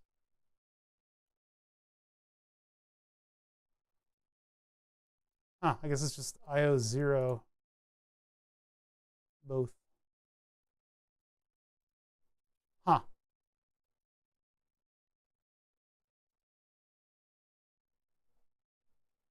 There should be a number here. Shouldn't just, I guess when I save this and go to the actual document, it'll show it, but like name P1, all this stuff. And it might actually get a pin name when I associate it with the pad. That might be where it gets the number from. I think that is where it gets the number from. There will be a number of pads, and then each pin function is associated with a pad. That's when it gets the number next to it. So I guess we're just free to go through the pins and rename everything to what it needs to be named, and we'll arrange it in the right way, and then the numbers will come when we associate it on the physical board. That's what I remember. I suddenly just got a flash of memory, and I remembered that that was what was going on. Hunt and peck for the hunting around for the appropriate number is a fun game that would keep me engaged. I would rather just find all this IO in a list, but I think it's only available as like a big table instead of just a list of IO. Sometimes they have that, sometimes they don't. And this wouldn't be the oh well, actually here, no, that's not right. IO headers. Okay, all right, now we're going back. We're going back to the schematic symbol. I got to hunt and peck individual pins from the symbol. Now I could probably find and download somebody else's stuff. I just don't want to do a hunt for it. I want to just make this part quickly. If it had less pins, I could do it much faster.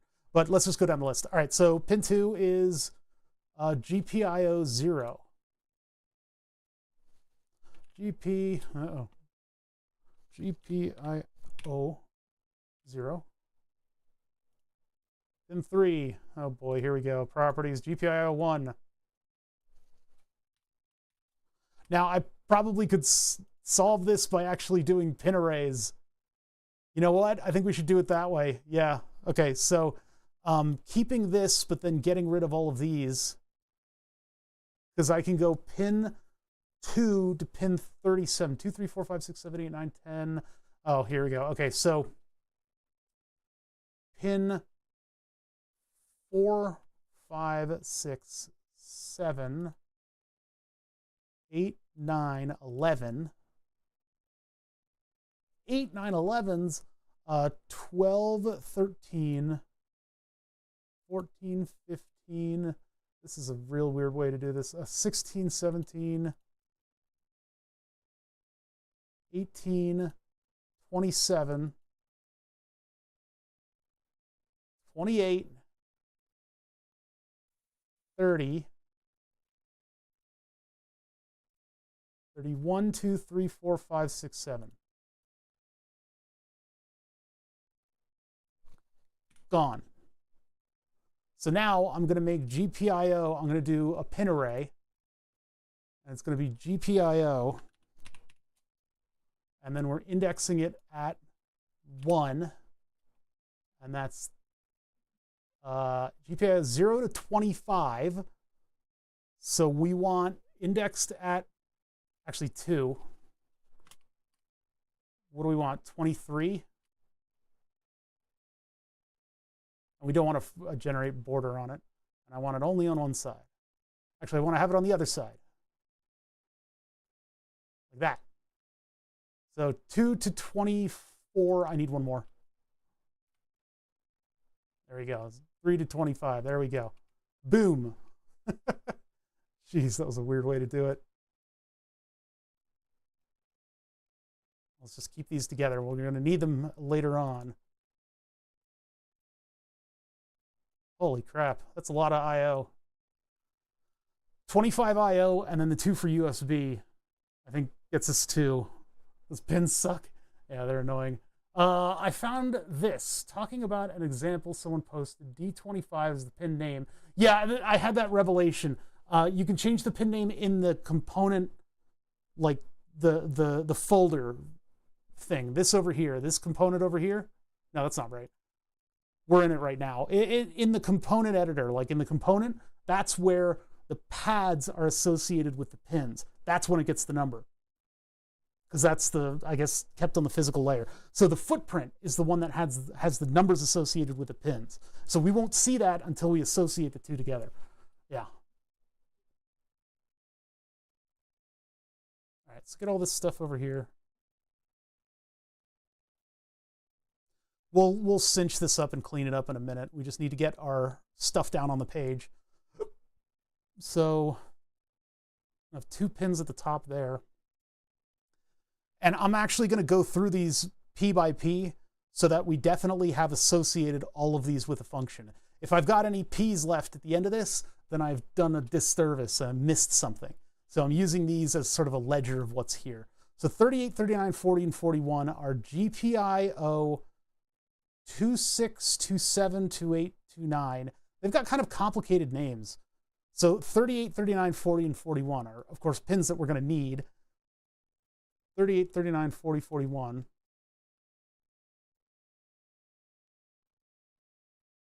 And we want them going downwards. So we want this to go here. 38, 39, 40, 41. I'm just going to go into the properties of these. We're not going to do trickery with arrays.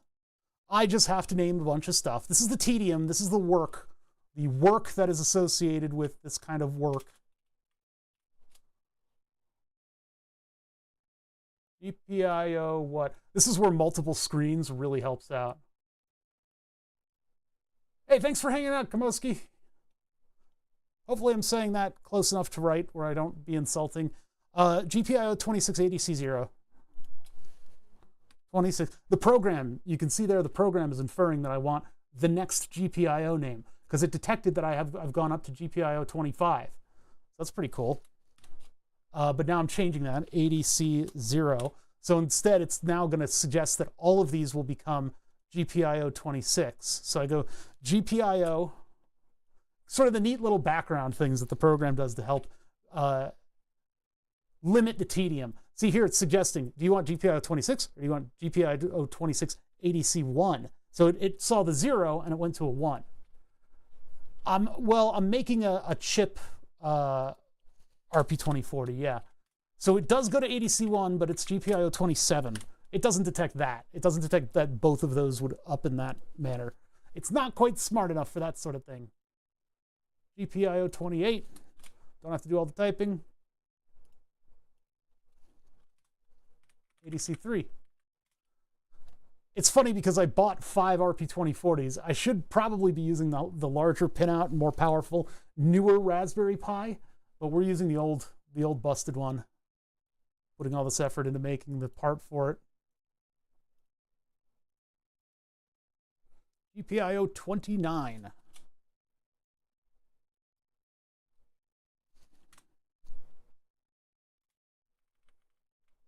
Oh, did I mess up? 0, 1, 2. No, it's 0, 1, 2, and 3.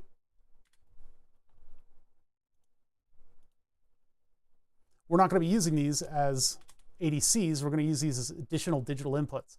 That gives us a total of 30. And that's exactly the number I need in order to run the QMK keyboard. Yeah, familiarizing yourself. Listen, yesterday was a trip. Every now and then you have a brush with death as a diabetic, and I had mine yesterday. That's why I didn't stream. And people go, oh, he's just exaggerating. No, I literally had a brush with death. I woke up and my glucose level was 400. And I started going into diabetic ketoacidosis, which is when your blood turns into acid. Crazy stuff. So I had to completely re-gear and do periodic injections because my automated pancreas system, whoever decided to make the program for that, God rest their soul. They're still alive, but I'd like them to rest their soul. They decided that in the tyranny of software platforms, the users will upgrade to the newest version. They will upgrade to the newest version in a month, or else they don't get to loop. Looping is when my glucose sensor interacts with my insulin pump and decides to give me little drippy drips of insulin throughout the day. It does all these calculations instead of me having to think about it. And it's better at doing that because it's solely focused on just doing that one task. Well, the tasks of communicating and giving out insulin. And it does it in a manner that is much, it's very similar to the way the pancreas naturally does it. Wonderful system. Saves me a lot of brain meat. Means that I can function like a real person. But for some reason, they decided, no, you will not loop if you do not upgrade your software. And so that happened to me last night. What happens is the program gives you, no, it's a third party using these tools, using the Dexcom and stuff. So it's technically it's software that I compiled and ran on my phone. It is not a medical device, right? Gets you around some legal stuff. What it means is that in order to upgrade, I need to run Android Studio, I need to do the git push and pull, and then I need to compile the software and then run it on my phone. That's not hard to do, but you forget how to do that in a year. That's why making a part like this in Fusion re-familiarizes us with that process, so it's not as painful in the future when we try to do it again. That's a direct lesson from what happened to me yesterday. But yeah, what happened to me yesterday is that the developer decided that you don't get your nice toys if they're over a month old, which is a really evil thing to do, and it's not considering that you can almost die when treatment is interrupted like that. There were no warnings. Let me expand on that. When the new version came out, it said new version is out, your version is old. It will be disabled in a month. It did tell me that, right? And it kept bringing up, the red bar at the top of the page that you got to snooze the alert. And I was doing that, snoozing the alert or just ignoring it for a month. That's on me. I should have upgraded it. But at the end of that month, there was no change in the alerts. And in fact, when it stopped looping, there were no warning beeps. There was no window that says, hey, you're going to stop looping. You really need to upgrade this.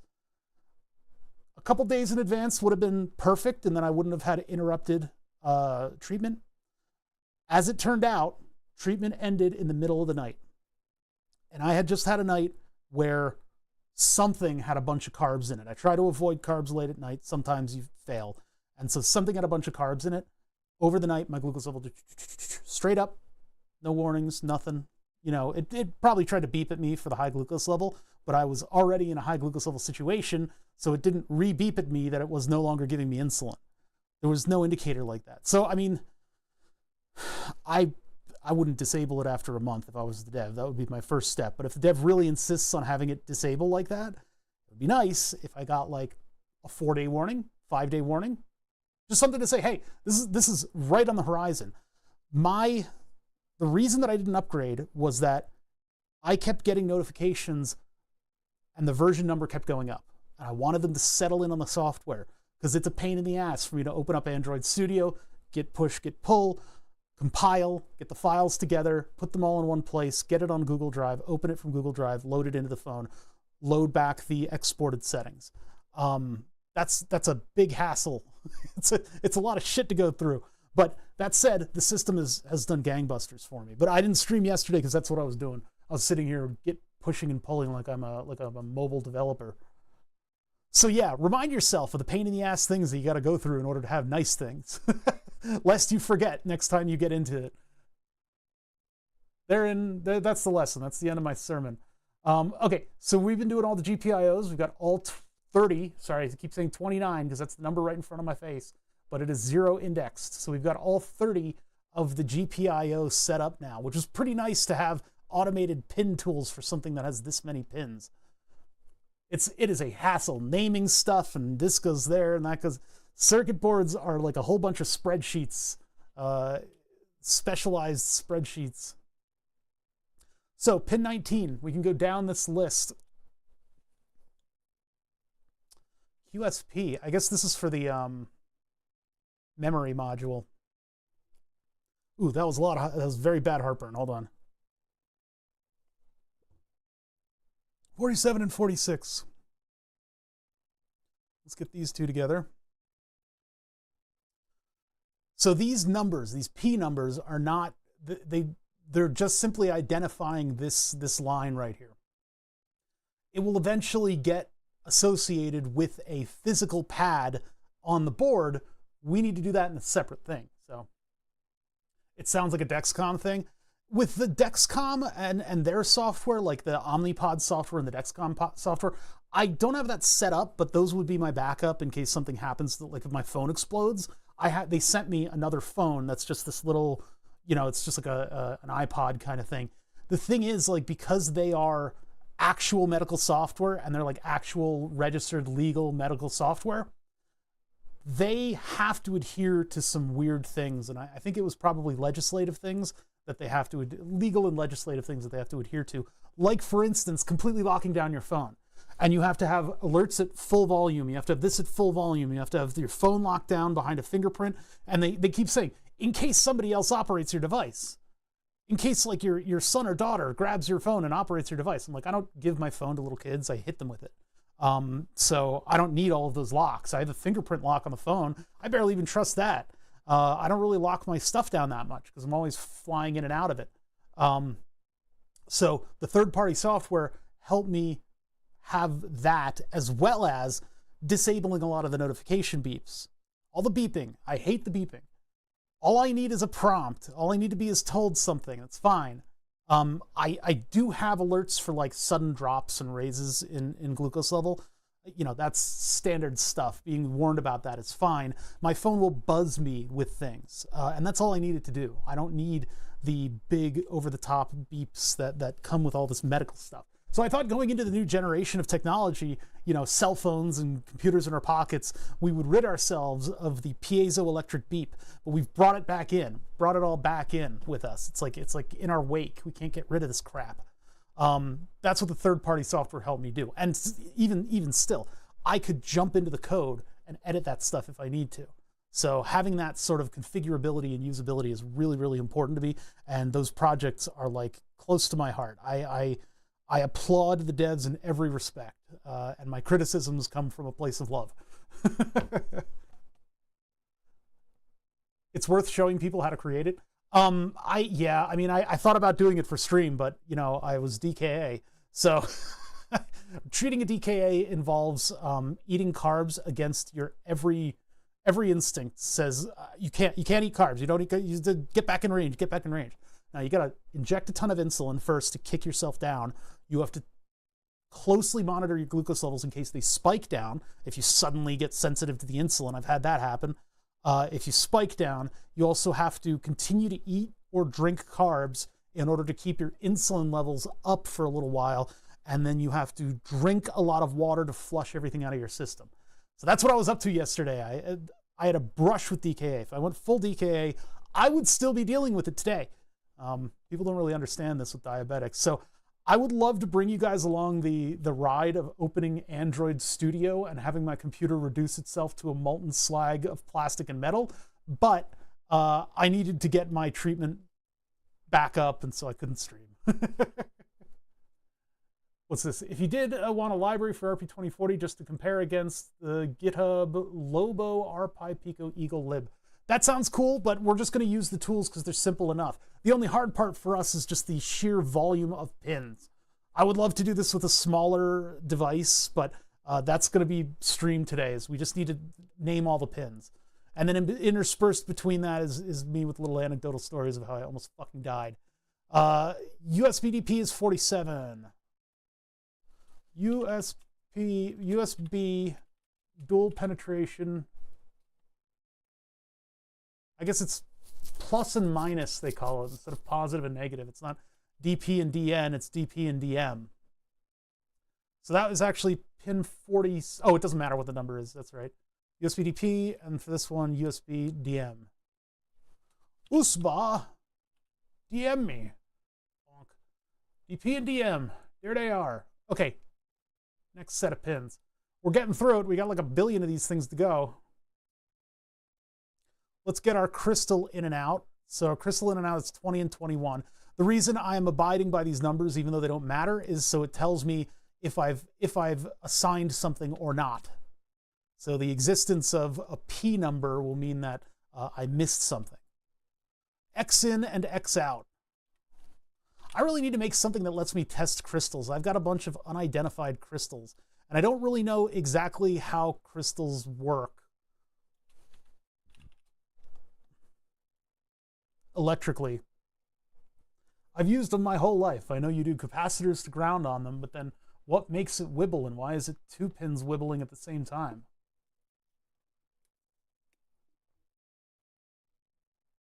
I gotta know. How does an electronic crystal work? See, the thing is, I need like a third level explanation, and I really don't want AI to tell me this. I need like a high level explanation, not a low level. Don't look at that. Low level one.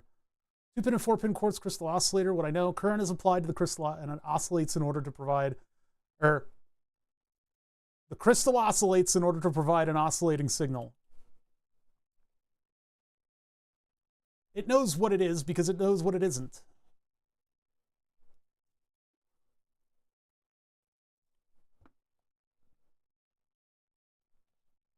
Bother deal in unidentified crystals? What?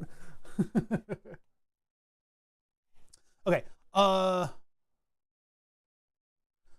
Devices with 2 pins are not oscillators, they're resonators, which can be used in an oscillator circuit, such as a Pierce oscillator. A Pierce oscillator, if used with the correct circuit, will oscillate at or near the marked frequency. Pierce oscillator circuit, shown below, uses 2 capacitors, load capacitor C1 and C2, and the crystal and an amplifier. Well, it's a NOT gate. What are we doing? Why are we knotting it? Nottingham. Well, what are we comparing this against? Like, where's the energy coming from on that? I guess it's coming from this. This with 4 pins are complete circuits, including a resonator and an active circuit that oscillates. They require power and output a square wave or sine wave output at or near the marked frequency. Also, ceramic resonators with 3 pins that act like crystals with capacitors. See, I've seen it where they have the ceramic resonator and then they do put capacitors on it anyway. Oh, I'm starting to get cramps. I think my glucose level's correcting itself out after the noodles. Yeah, that's what's happening. I've probably got a lack of potassium going on, some kind of a deficiency from going DKA, and so my muscles are going to start cramping up as my glucose levels out. You hit the tiny bell with a tiny hammer, and then it rings a pure tone. This is exactly what I'm talking about with electronics. I need like a 7-level explanation, like a sophomore, maybe a junior level explanation, not a kindergarten level explanation of how this thing works. I want to know what's happening to the electrons. A crystal does not oscillate on its own. Let that be a lesson. All right, let's stop looking up crystals. I'll continue to be confused until one of those YouTubers makes a whole video about how, you know, electricity is wrong. It's like that Veritasium video about how we think of electricity as electrons flowing through wires, and that's wrong. It's actually fields on the outsides of the wires. It's all a big conspiracy. It's a bunch of squirrels in a trench coat. Pin 26 isn't really run. How does a microcontroller run anyway? It doesn't have legs.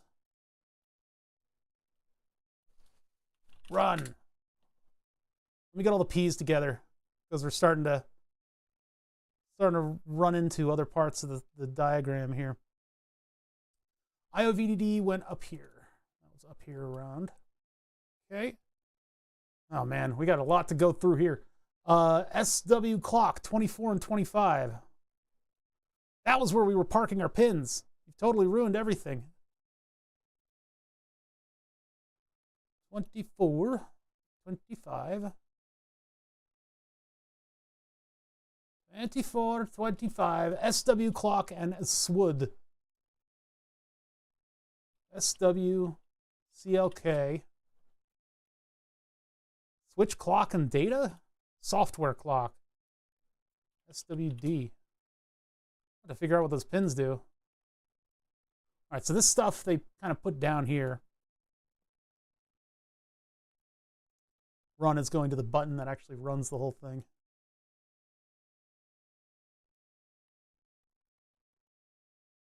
The pudding model was a real model, a real physics model for elections, or electrons or elections. Hey, Copper, what's going on? Sorry, I'm looking back and forth at chat and missing and getting some things. A model for, was it actually for physics model for elections or electrons? Everybody's talking about, well, we're talking about electrons mostly. Sometimes elections are relevant. Okay, so QSPI. I'm trying to intersperse this stuff, this draining, slow naming things with random topics, okay? I'm trying to keep it entertaining for you guys. Sorry. 56, 53, 54. Oh, God, this is all discombobulated. 51. So I'm gonna park this on another monitor. We can put it like here. Oh, but then I missed one of my chats. Well, it's fine. Oh, you guys can't see it over there. Electrons are a pudding. How does that? I mean, it's all Maxwell equations for us. Okay, what do we do? 52, 51.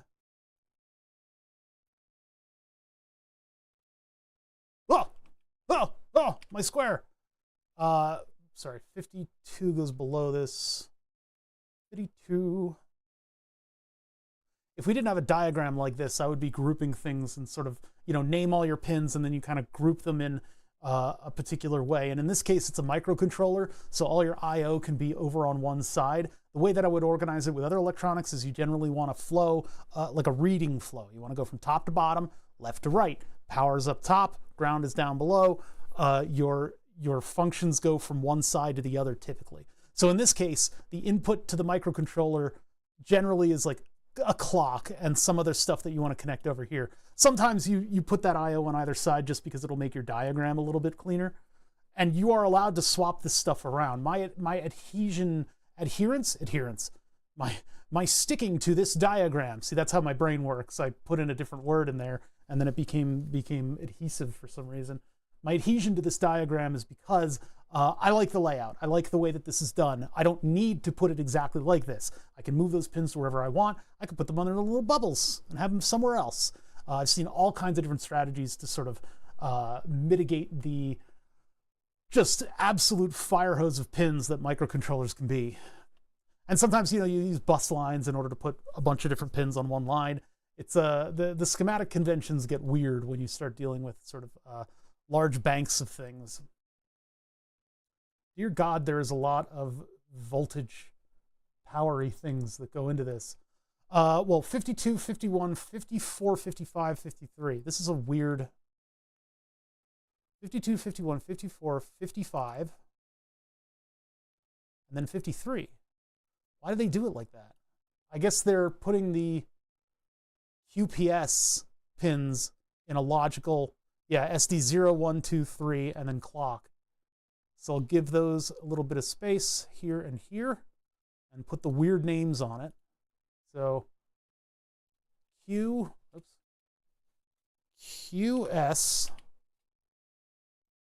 PI underscore double S. And then I can just hit Q, and that one becomes SS, but now SD0. And here's where this will help me out. If I go into this one, and I just hit Q, it has SD. Oh, that's SS or SD. Oh, that's neat. That's cute. SD1. Properties. Wait, 0, 1, 2, 3. I'm missing a pin. Hold on. 52, 51. Uh-oh. 56. Ah. So we'll just take 56 and we'll put it in there. Again, the pin numbers don't matter. It's just how I'm keeping track of whether or not I've edited something. So now I hit Q, SD2, and then this one's SD3. SD3. And finally, I can just make this one into SCKL. CKL. It's a cute little thing that the program does, but it does help us out every now and then. When you're specifically doing something like this, that helps out. Okay, so X in X out, run, swoo clock, and whatever, SWD. Got all those. Yep, X in X out, etc., etc.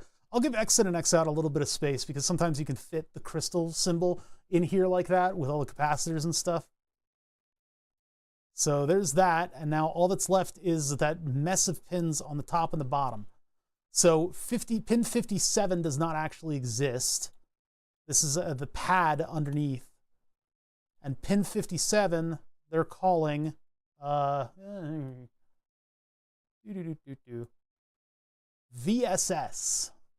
Is that really where it's doing all of its ground from there? That's a crazy way to do it. Then pin 19 is down here too. And that one is test in. Test in. Dear God, this is a lot of pins. We're almost there. We're almost there. We're doing good work. Now, like I said, it's going to be work today. We're earning our keep, so to speak. These are all of the pins that go up to VCC. Oh my God. All right, so 50, 23, 45, 20. Oh, IOVDD is already up there. So we already got pin 1. 20 things. So I know if I miss stuff. I've made a lot of these mistakes before. 45, 44, 49, 45, 44, 49, 42, 43, 42, 33. This is like some kind of cipher. 33.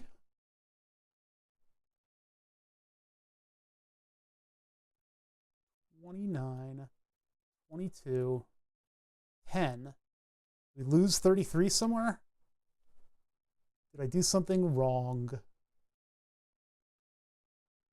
24, 25, 26, 27, 28, 29. VSS test in. USBs. S0 through 3. That's correct. Zins out. SW clock and SWD. And then up top, where I don't have one, it says pin 33. IOVDD. That one was pin 1. 50, 23, 45, 44, 49, 42. I don't have a pin 33. What the heck? Wait a second. That shouldn't be possible.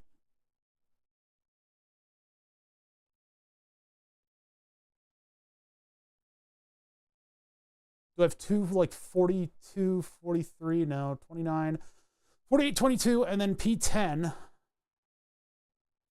That's a little weird.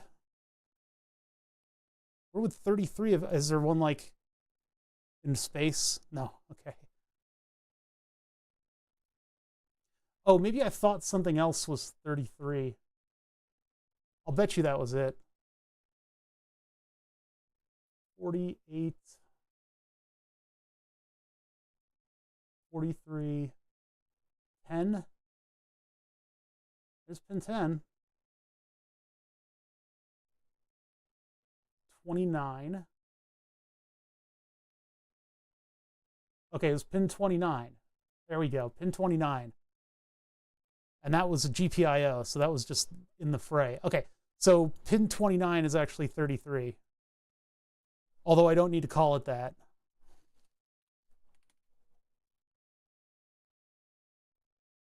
No, this one was renaming pin 1.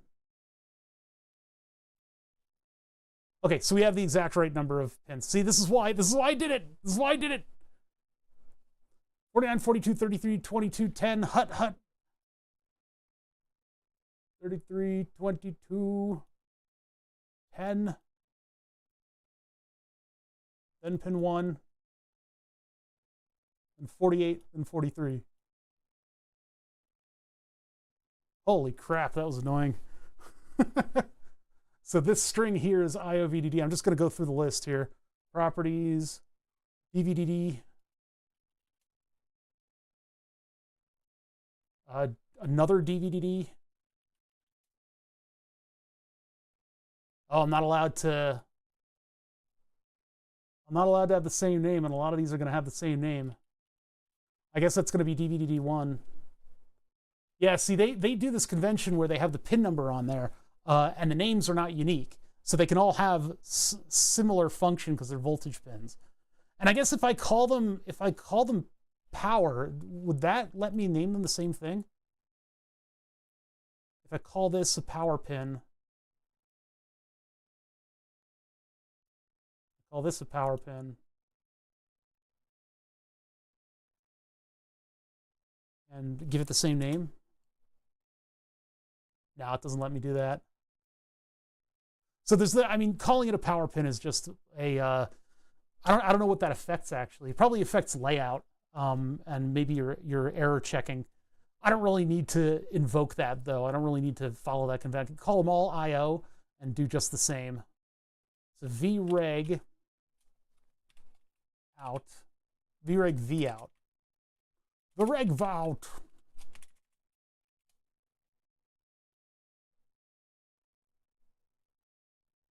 vreg iovdd.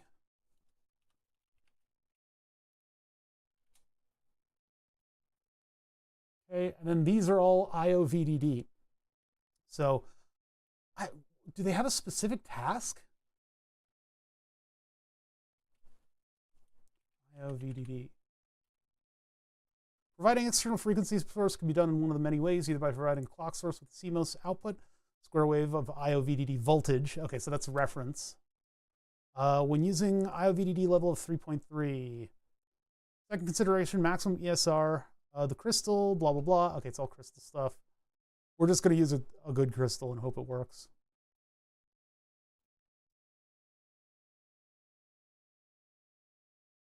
I'm just wondering, there's like 50 iovdds. Are they all the same thing? Or is it for like a specific bank? Maybe they all just go to the same thing, huh? 33 is an iovdd. You can do dvdd at 1 and at 2, and the at x gets removed when it's in the design.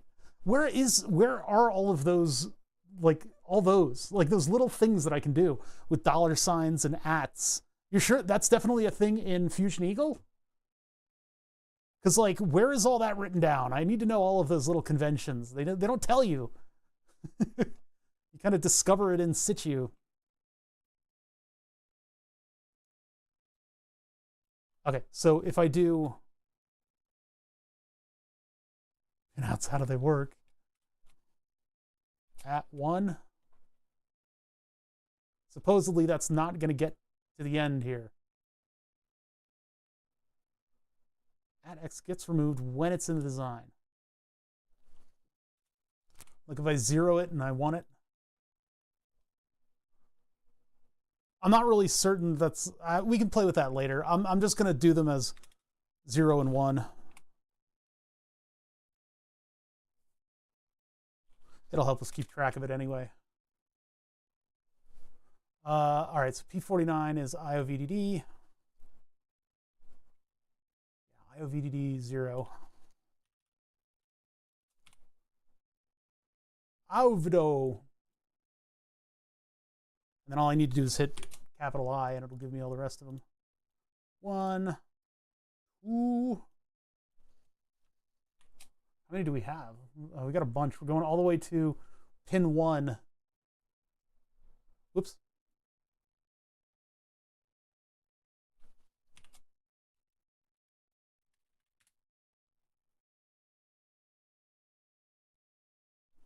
Yo. Ah, 83. These could all just go directly to the, like, whatever power bus there is on the die.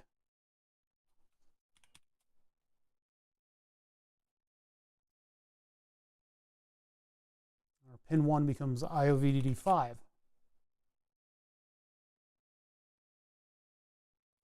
Okay, and then USB iovdd. USB underscore iovdd. Go. USB iovdd and ADC iovdd. Oh my God, ADC iovdd. There we go. And then we can tighten this up a little bit. Dragging our stuff inward. Oops. Selectively and messing it all up. I mean, I guess if we give things room to breathe, although there's not going to be a lot of space on the page for this thing. I'll have to go outside of the page, but let's center it. Ish. I could probably use layout tools to center it, but as long as everything's on the grid, I'll be able to name everything as I need to, and it won't be weird and frustrating. Okay, so this is our new schematic symbol. This thing is a doozy. I guess in the middle I could, well, you don't need to. I could put big text in the middle. It says RP 2040 and all that stuff, but whatever. Okay, so that was the Tedium Dome. Welcome to the Tedium Dome. That was tedious. I could sneak this in a little bit because there's plenty of room for text right here. These could go all the way to the left, and then this stuff would sneak in a little bit more, but I'll just leave it the way it is right now because we've been on this for too long. Hey, what's up, Lawn Dog? So let us Control-S this and create a two-dimensional footprint for this thing. So now I need to go to back to the internet, because for some reason our RP2040 datasheet, I don't see mechanical. Yeah, there's no mechanical section. Oh, wait a minute. Package. There we go. Oh, don't open a new window. Oh, whatever. Okay, here we go. Here's what we're looking for. So this is their suggested. Well, no, this is what they want. These are the chip dimensions.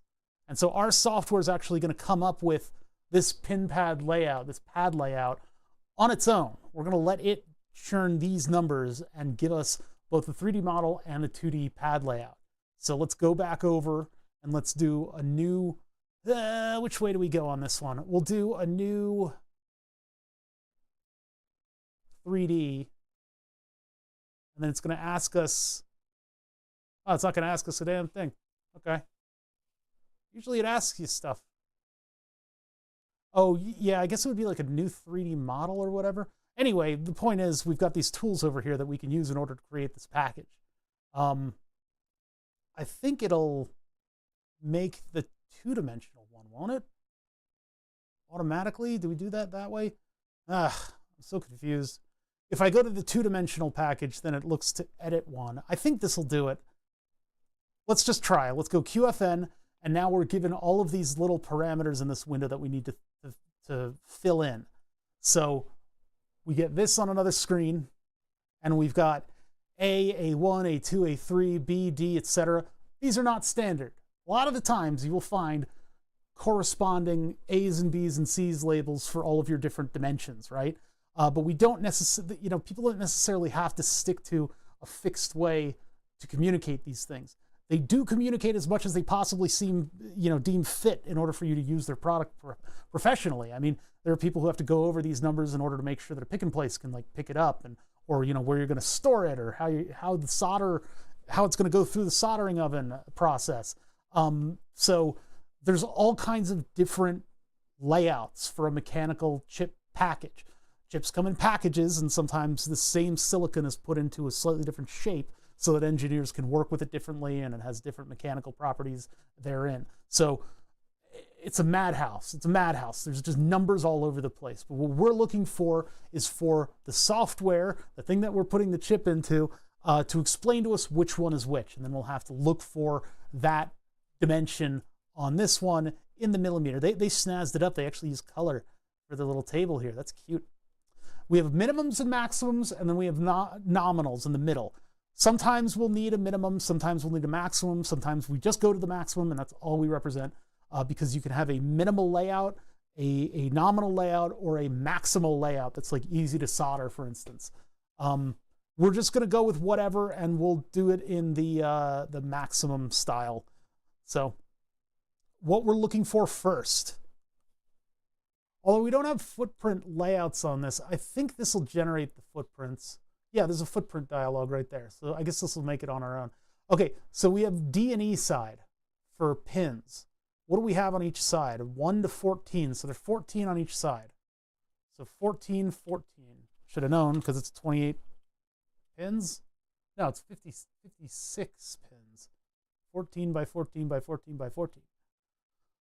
14 by 14 pad shape. We're going to keep with oblong just because it's got softer edges. It looks softer. And then E, little e. Little e is the pin spacing. So from center pin to center pin. So the pin spacing over here, and this one is mercifully, it's also little e. So little e in millimeter, 0.400 BSC. BSC, what does that stand for?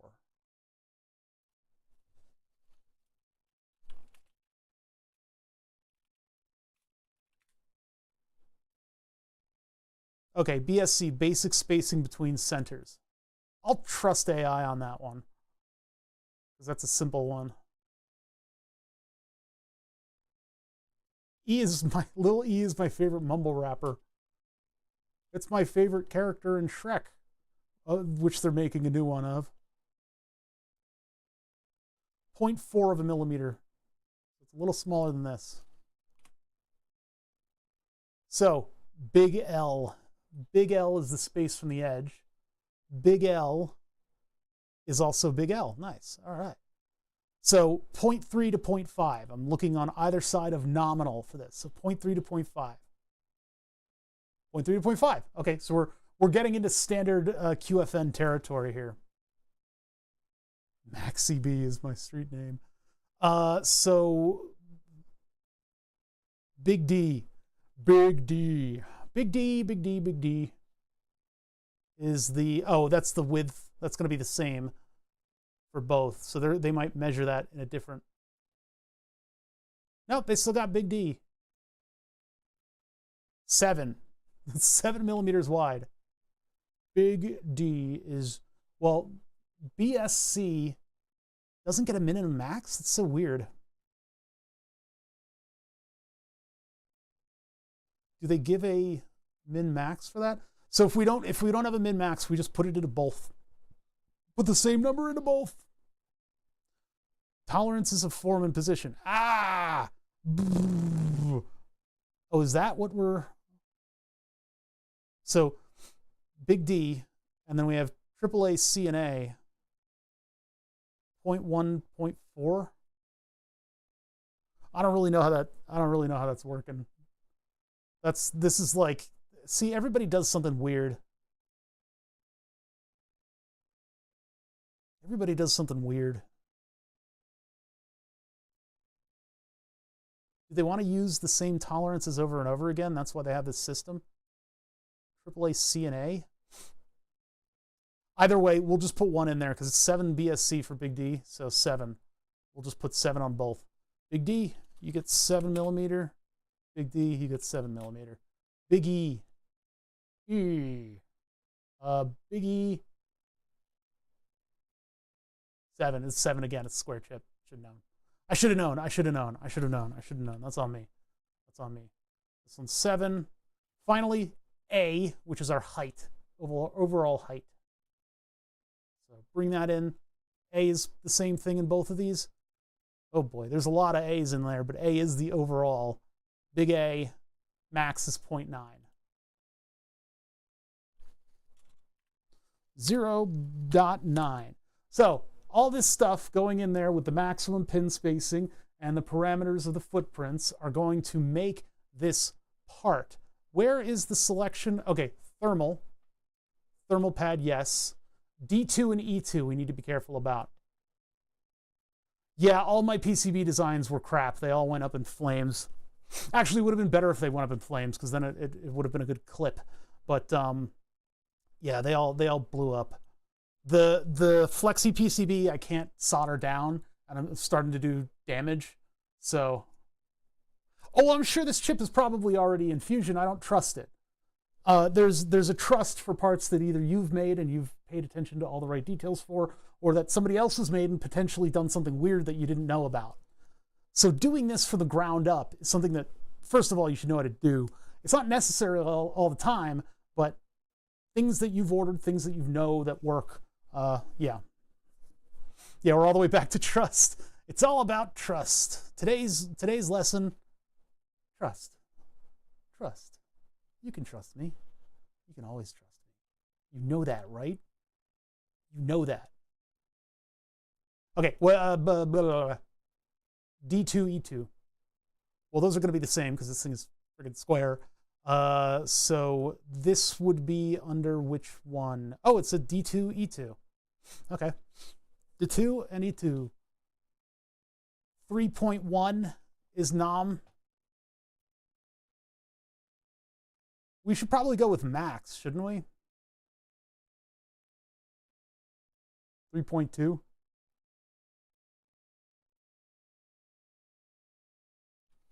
.2. The Flexi PCB was so cool. I'm going to get another one. It's going to be another $50. to get it both made and shipped, but JLC did a really good job on it. It was a really nice circuit board. It's just my design sucks. So we got to edit some parts in order to get things to fit on there properly. And while we're doing it, we might as well just use the base RP2040 chip.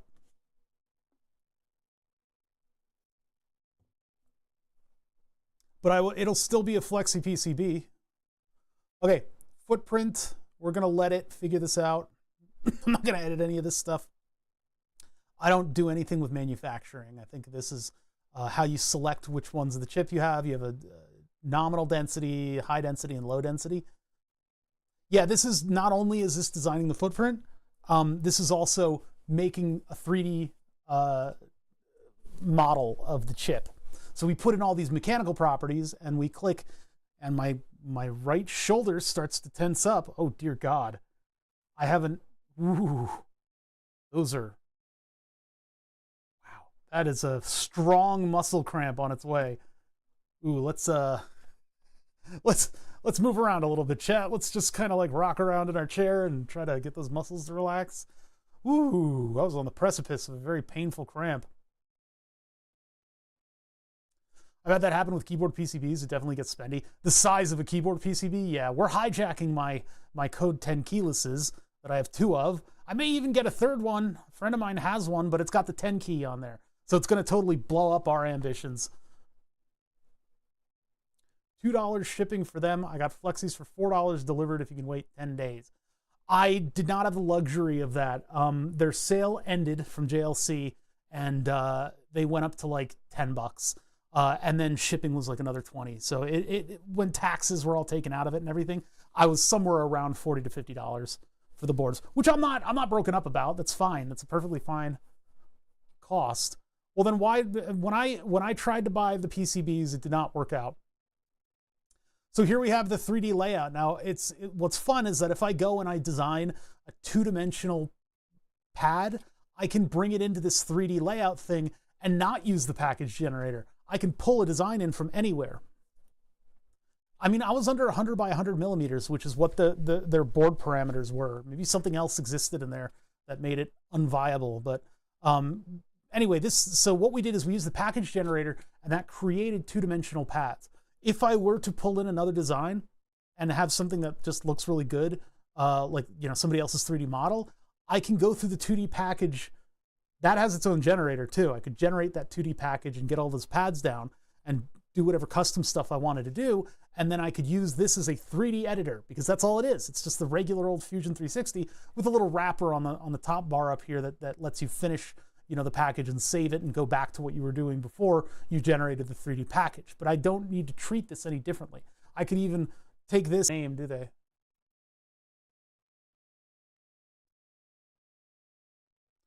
No standard size for the central ground pad or E-pad with QFNs. However, the one on RP2040 is smaller than most. This means standard 0.4 QFN 56 footprint provided with CAD tools may need adjusting. Aha, therein lies the rub. QFN 56. QFN 56 RP2040, because it's specific to the RP2040. Add an Easter egg to the package. I don't want to do that. I could emboss something on it. Okay, so now I've made a 3D package. We've been pulled. We got the rug pulled under us. And we're now sitting here looking at the pin diagram that we've already saved, haven't we? Control S. Save it again. We've got our pins, we've got our package, but they are not associated with one another. So what I need to do before I upload it, before I do anything else with it, I'm going to go to the device manager. Oh, that's new device. I need to go over here, and I need to go to the component, and I need to go down here and look for RP2040. RP2040.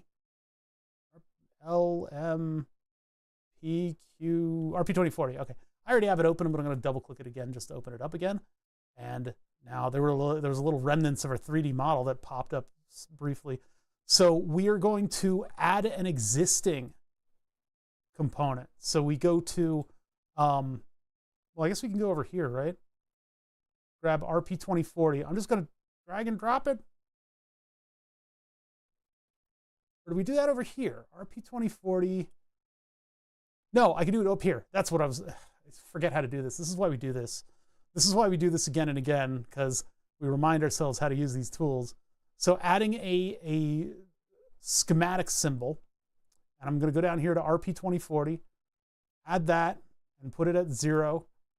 Take up the whole goddamn screen. We only have 1, and our swap level is 0. The additional swap levels enable you to do things like having a symbol that is 4 different symbols that goes down click by click.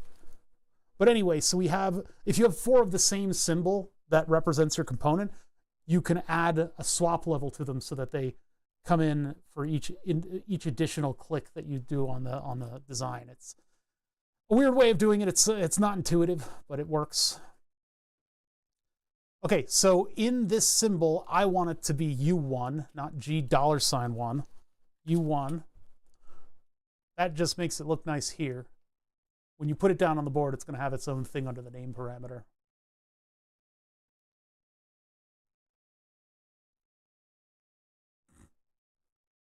You guys get to get in more trouble for that kind of stuff than I do. I'm allowed to be crazy.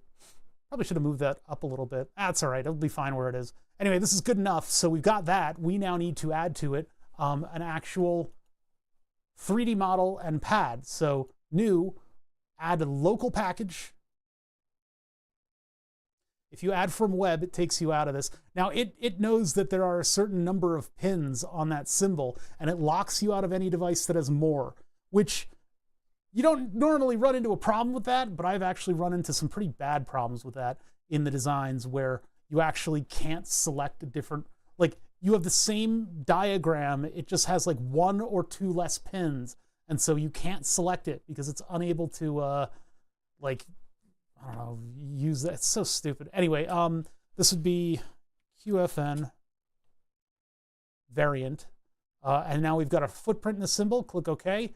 And boom, those are in our device. This is not a very flattering view. It works for some components, but this one, it's just completely overrun.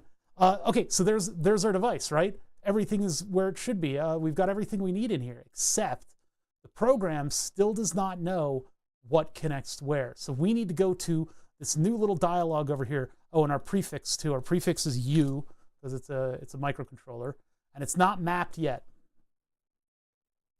I keep them on library.io. I think that was one of the requirements to getting this whole thing up, and I don't know, putting 3D models with the stuff. I think they required me to do that.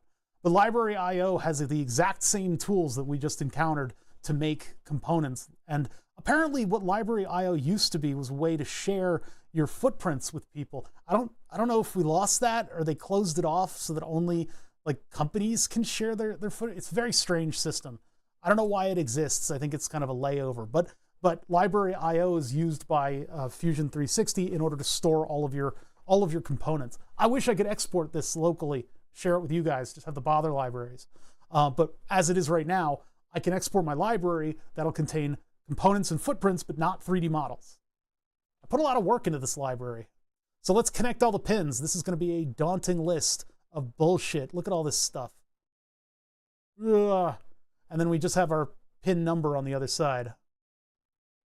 So one of them is pads, and then the other one is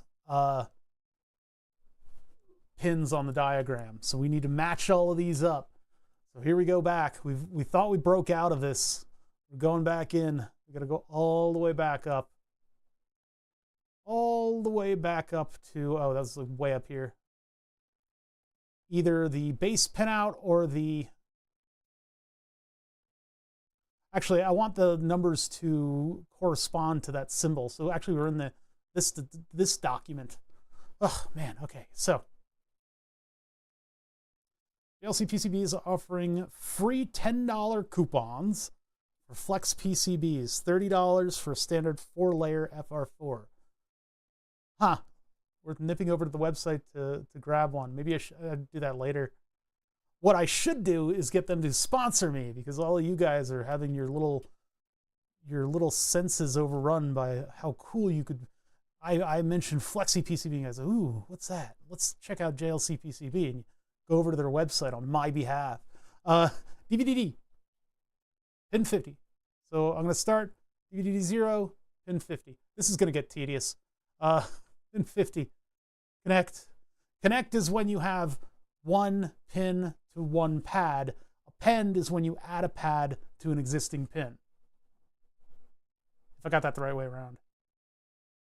I have a folder of libraries that lives on my computer for weird niche case keyboard stuff that KiCad either makes hard to find or doesn't have in their default library. I don't like the default libraries. I have my own specific, resistors and stuff like that. But I come from a much more old school place. So Fusion360 came with a ton of libraries, but then I imported my Eagle ones over. And so I don't know what I have anymore.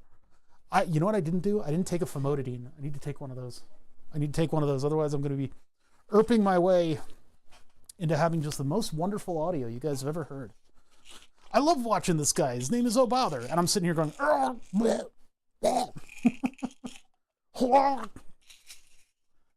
nasty mouth noises.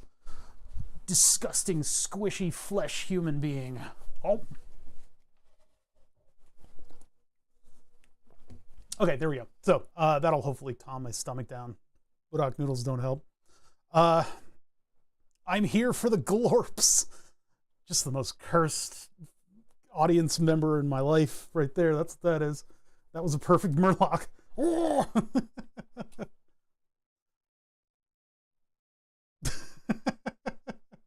Love when you kill your sentence midway through. I'm in the middle of talking and just like, just fucking die. Okay, so pin. DVD 23. We're gonna hunt and peck these. Boom, connect. This is the hard part about doing a microcontroller, is just getting this stuff done. VREG, V out. VREG, V out is pin 45. VREG, V out. VREG,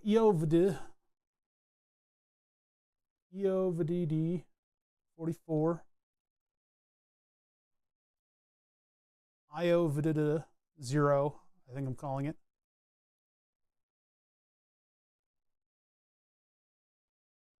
$49. The danger here is between me highlighting the number and looking up what pin it is. I forget which one we're doing. This one's 42. 33. So I got to concentrate on this for 1 sec. 22.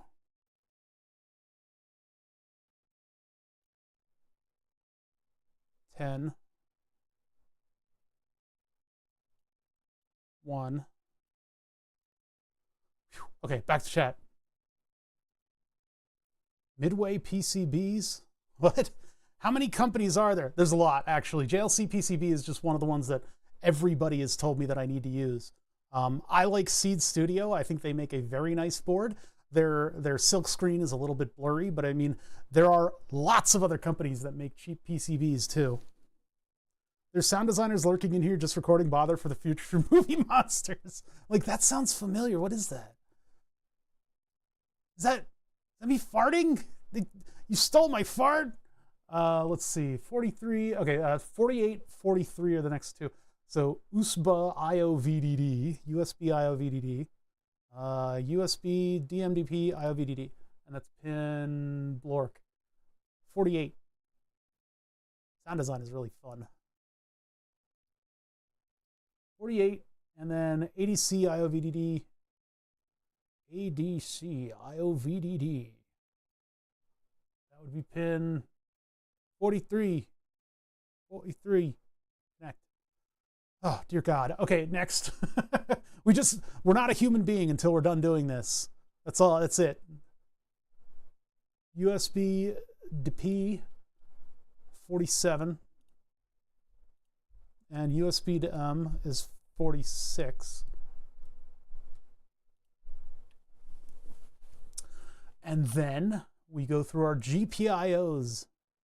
So this is where if we get to clicking too much, we could make a mistake, because the program is actually going to keep putting the cursor on the next one to save you from a situation where if those were all logically numbered, you would just go with the mouse and just go down that whole list in like a second, right? Super fun to do, super easy and convenient. The problem is 2, 3, 4, 5, 6, 7, 8, 9, 11, 12, 13, 14, 15, 17, 18, 27, 28, 29. So we got to be careful about that.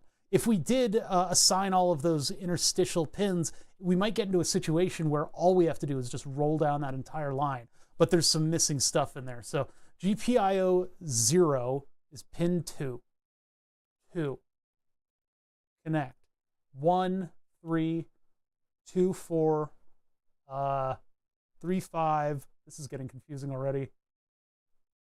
4, 6, 5, 7, 6 to 8. I'm breaking myself up in doing this. I could just click, but I don't want to. I don't have to root out one that I made a mistake on. So 9 to 12. Oh, 7, 9, 8 goes to 11. Oh, we already assigned pin 10. Pin 10 is, yeah, IOVDD. Okay, so 8 to 11, 9, 12. These are the things where if you make a mistake, everything just gets very annoying to deal with. 10 to 13, that's correct. 11 to 14, that's correct. 12, 15, 13, 16. Yep. 14, 17. The glory of electronics design laid bare before all of you. 15, 18. None will be seated during the pinout sequence. 16 to 19. Not 16 to 19. Whoop. 16 goes to 27. Dude. 16, 27. 17, 28. 18, 29. 19, 30. Country's headed. 20, 31. 21, 32. These aren't just babbling random numbers. I'm assigning pins to this, so I gotta. We're deep in here.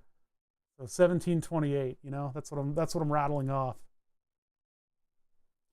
22, 34. It's correct. 23, 35. It's a cipher. It's a book cipher. My favorite cipher is the home row cipher. 24, 36, 25, 37. Oh, we're finally through. Okay, so now just these additional ADCs. So GPIO 26 is pin 38. Okay, so that's already lined up. 39, 40, 41. So 38, 39, 40, 41. Home row cipher is where you just move your hand over. You just get the wrong home row.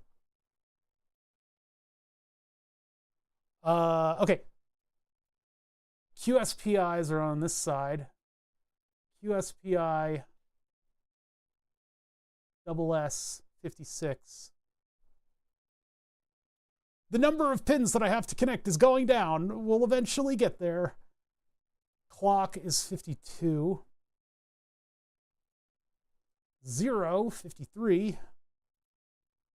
1 is 55. Oh my God, we see the bottom of the list. We're doing it, chat. We're getting there. 2 is 54. 3, believe it or not, 51. Whew. It's a 56-pin chip, but there's 57 pins. Yeah, the 57th is that pad on the bottom of the QFN. The quad flat no leads have room for a pad in the middle. They're not ball grid arrays. You're not a grid of balls, no matter how hard I've tried. But you have that big pad on the bottom that they typically will use just to pull heat out of the chip. So you've got this huge ground pad sitting under everything, and your die is just above it. It can just dump all that heat out.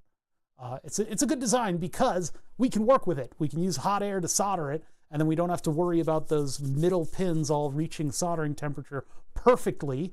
All the pins are on the edges where we can get at them with a soldering iron, and then all that heat gets dissipated out from the center. It's a good design.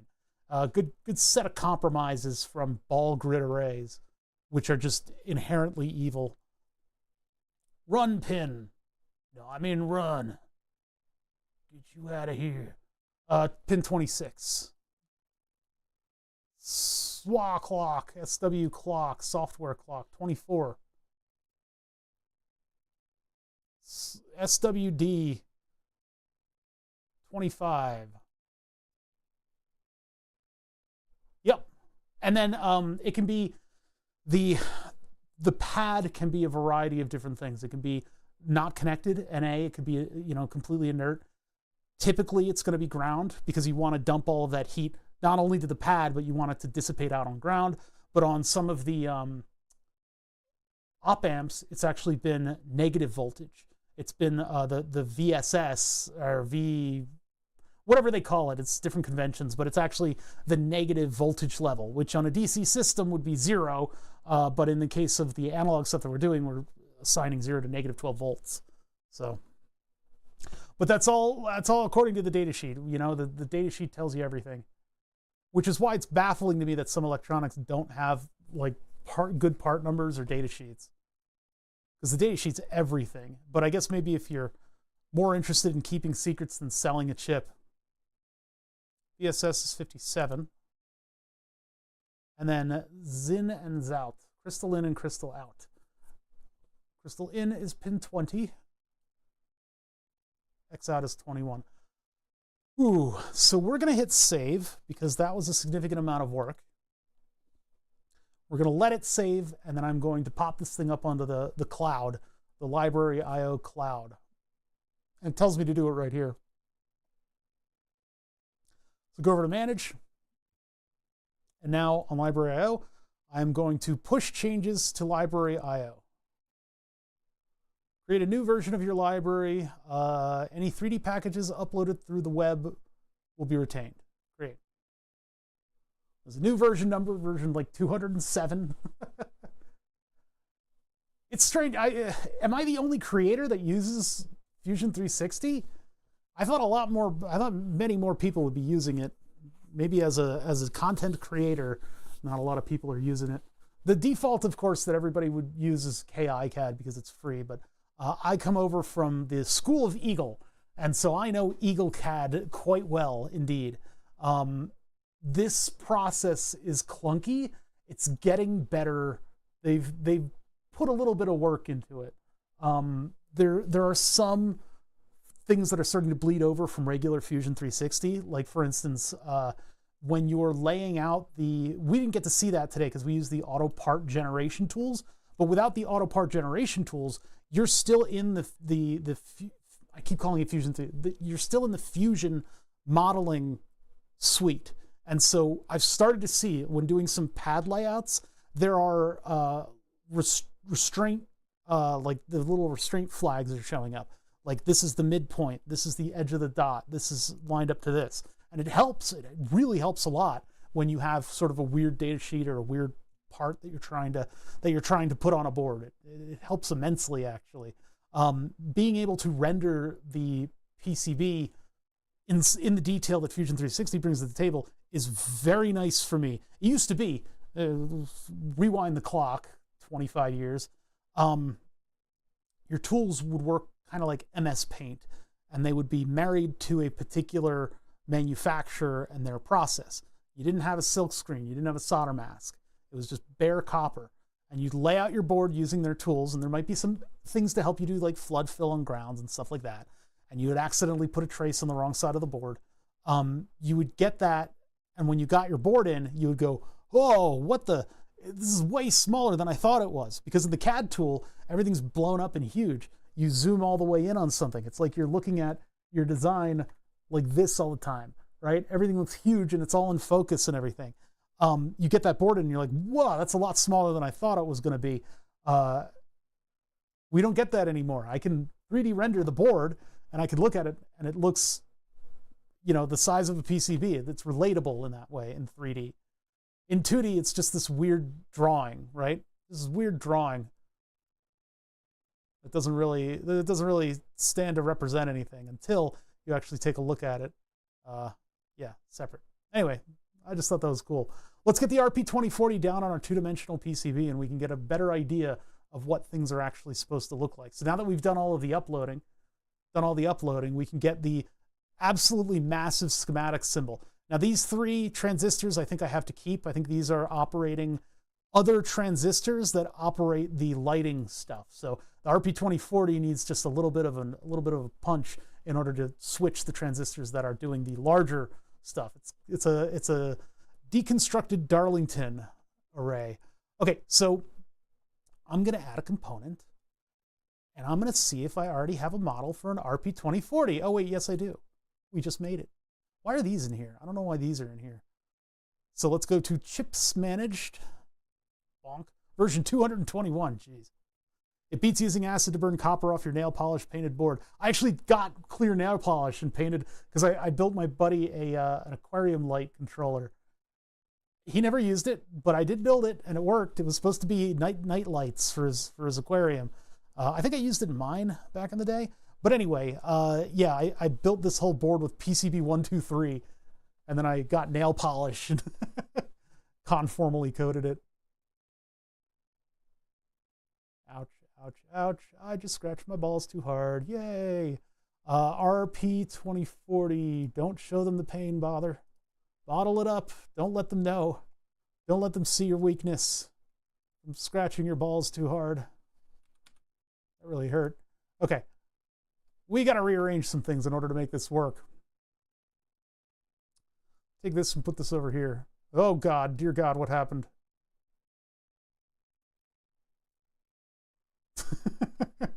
Don't let them know. They can smell your weakness.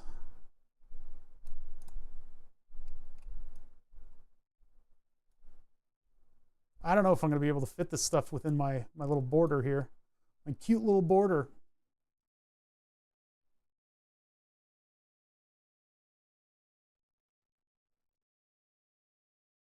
OSHA guys banned us from making PCBs from bare board and ferric chloride. Good. Yeah. Yeah, let somebody else deal with all that stuff. They got better equipment that has fewer chemicals. Dear God, this is a big honker of a chip. If I can just get it to fit on the page, I think we're good. Because it's all just going to be signal flags.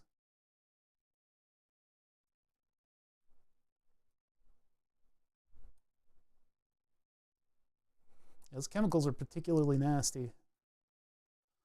All right, we're not out of the water yet. We're probably going to have to create another component to be the memory thing. And I haven't bought anything yet, so we need to look into what memory chip we're going to use and then what crystal we're going to use. Those are the 2 other components that this thing is going to need. You can only buy, so you guys have to go through this process and author PCBs and get somebody else to build it for you. Good. Good. Let somebody with the proper safety equipment handle all that stuff. Let's go to the 2D layout and see how big this chip is going to be. Oh, there it is. It's like, where'd it go? So here's the RP2040. Now, this is a flexi PCB. When I design, when I do the render of this, we're not going to get a proper looking PCB. It's not going to look like the flexi PCB. It's going to look like a regular PCB. So that's going to be one of the difficulties. Can I put it just right there? I guess so. I mean, we'll have to see which rows and columns are going to have to line up with which in order for this to work. Wow, that solder mask is weird. Strange.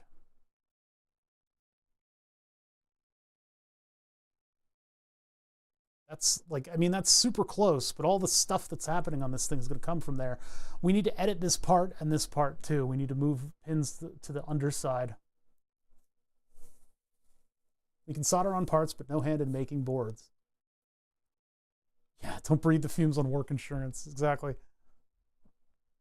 If I can do this in between the 2 weird ones, that would be very, very good. If I can maybe like plant the chip sideways. Where is the stuff on this chip? Hold on.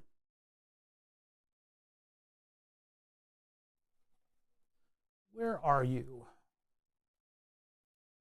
Vsauce, Michael here. Where are you?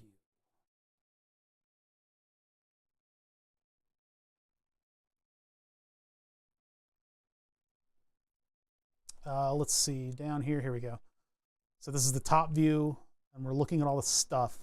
So QSPI is in that upper corner by pin 1. So that's good. We can put our memory chip up top. GPIO down the left and the right.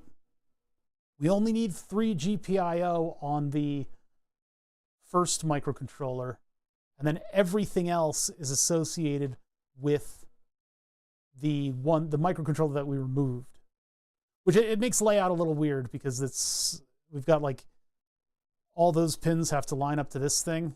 Oop, bop, bop. So if my IO is here and here, and in our old design, we were getting a lot of the stuff from here and here, might stand a reason to flip that. Or wait, where were the, take a look at the other PCB file. I guess I'm going to open up the 3D model so I don't have to, oh wait, this is, it copied the old one to V2. All right. Well, we haven't rendered a model yet. This is the old render. And of course it wasn't this thick. But I'm just looking at where the traces are running from. You can see that we only needed a couple connections over here. 1, 2, 3, 4, 5. 5 of these. And those ran to the transistors, because those are all lighting related. And then, okay, we're using the whole chip. Use every part of the buffalo.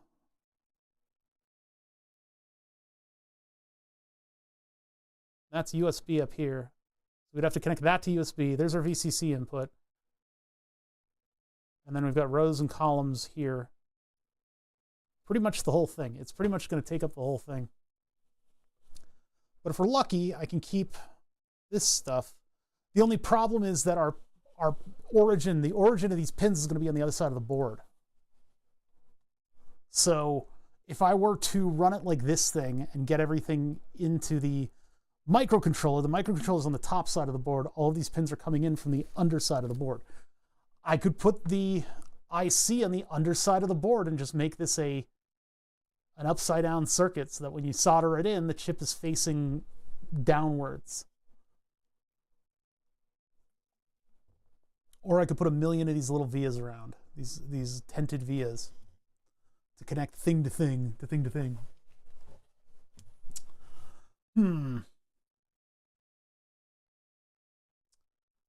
This is a debate. Well, let's alter our part first so that we just have all of our ducks in a row. I know they're out of sync. Fusion, I know they're out of sync. So instead, I could go through the library manager. We've already got the chips open. Maybe I should just go through the library manager.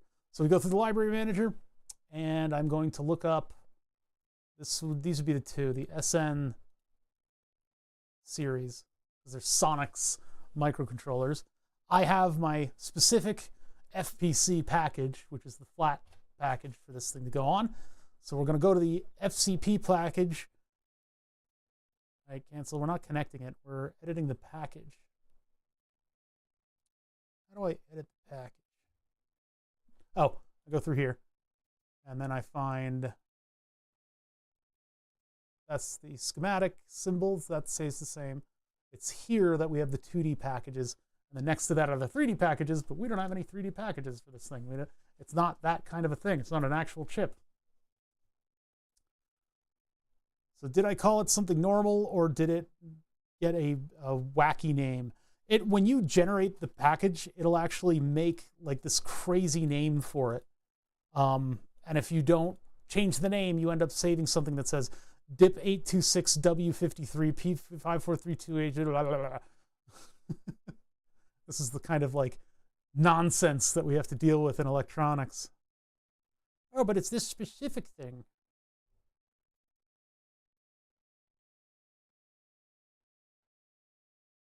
Yeah, okay, so I did it with a part number. So I'm going to edit this. There we go. And this is the 2D layout editor. So this is just a drawing tool. It's a little bit more restricted than making like a sketch for a 3D part. A little bit more restrictive. We're not dealing with timelines and layers. All we have is this two-dimensional drawing tool, and you can generate pads with the tools that they have up here, or you can draw whatever other structures you want in order to reference this part, in order to get all the stuff where it needs to be for the specific part. So what I'm going to do is I'm going to take all these. Hold on, let's just take all these. I want to select from left to right because then it's everything contained in the box. And if I center click, well, maybe I should use the change tool. Change layer to bottom.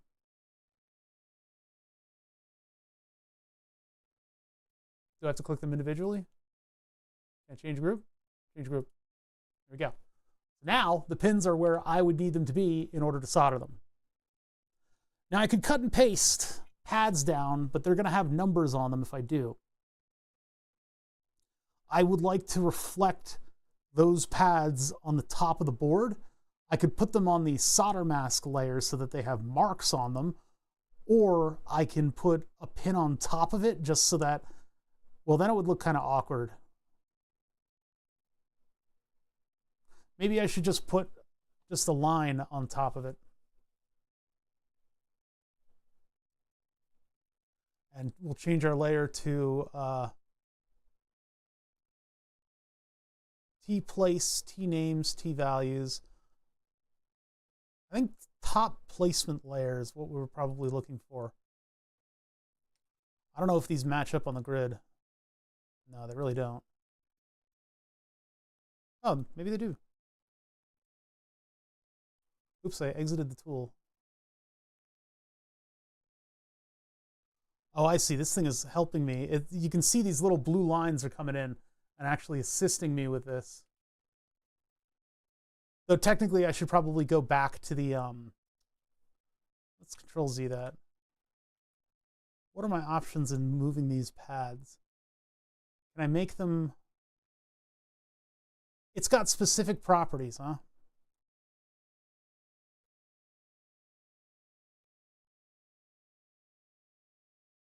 Thermals locked, 40% roundness. SMD size is very weirdly specific. Yeah, I don't know how I could change these to be solder mask layer.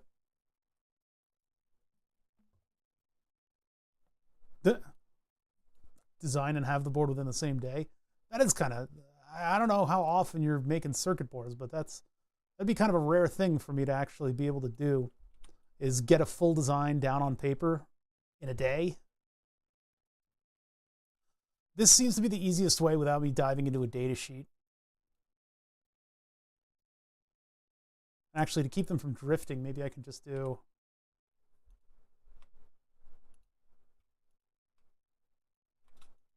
shift select, shift select. No, there, copy, paste. Why is it, what? Whenever I paste, it's going away? What, huh? Control V. Oh, there we go, I was hitting the wrong button. There we go. So those will just be lines on the other side of the board that'll tell me where the pins are. We need to slide that over a little bit. Use the alternate alt grid. There we go.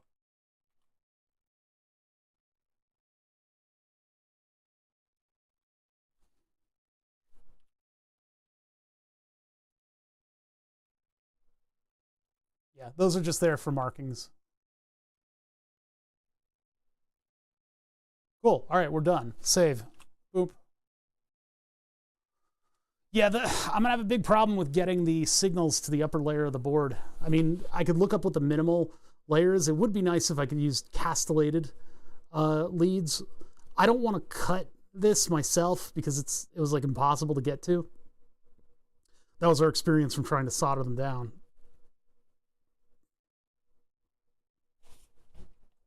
All right, let's edit the other one. Edit the other one. Component manager. SN8F2288. FPC version. Double click. And we're in. There's going to be a little bit of cutting and pasting on this one too to turn it into that style of part, huh? So grab these. Grab these. I have been reading a novel-length deconstruction of the Mass Effect series. It has been an absolutely fascinating read, but it totally scrambled my brain. There's a lot of reading, and I'm learning a lot of stuff about things that weren't so great about the way that they went about it. Like Mass Effect 1 to 2 was apparently all the cracks in Mass Effect 2 led to the absolutely abysmal ending. And I didn't see any of it when I was playing those games. I didn't see any of it. I was more engrossed in all the character work to really look at the plot and go, wait a second, did they read the script? They had to have read the script. Where do we go from here? We went to the change tool, right? Change. Layer. To bottom. Right click. Change group. There you go. Yeah, the assuming direct control. Where were those guys in the first one? Where did they come from? Did you guys read the script too?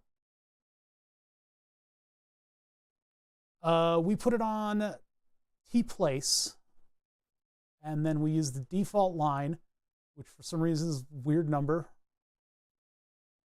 And I just shot this thing in the middle like that, and that's just going to be a marking on the top of the PCB. So let's unselect everybody. Click on that. Nope. Click on this. Nope, I can't right click it. Control C, Control V. There we go.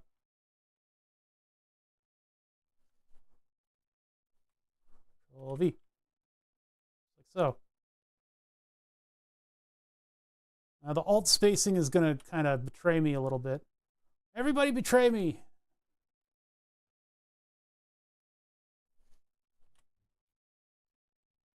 What? What the deuce?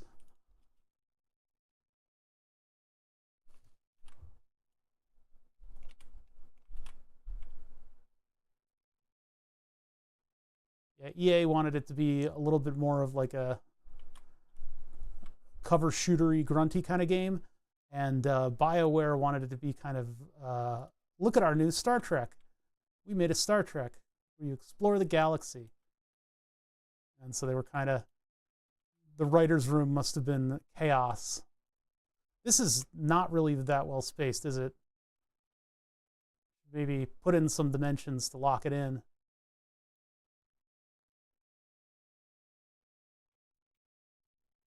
Yeah, let's lock in these dimensions. I need to look it up because it's drifting. I think the pads are arranged from the middle, so we can just look up the vertical number. I'm going to guess it's probably 4.1722. Although, to be fair, negative 1.25, well, that's from here. Yeah, that's going to be the center. So this is the height. And then I'm going to go to this one. Oh.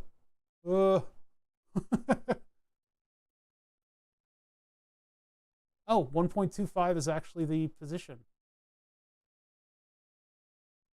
So let's take negative 1.25. Huh, funny that doesn't line up. Put that in there. If I get these spaced properly, then they'll I can cut and paste it 4 times, and then I'll have what I need. That's essentially the thought behind this.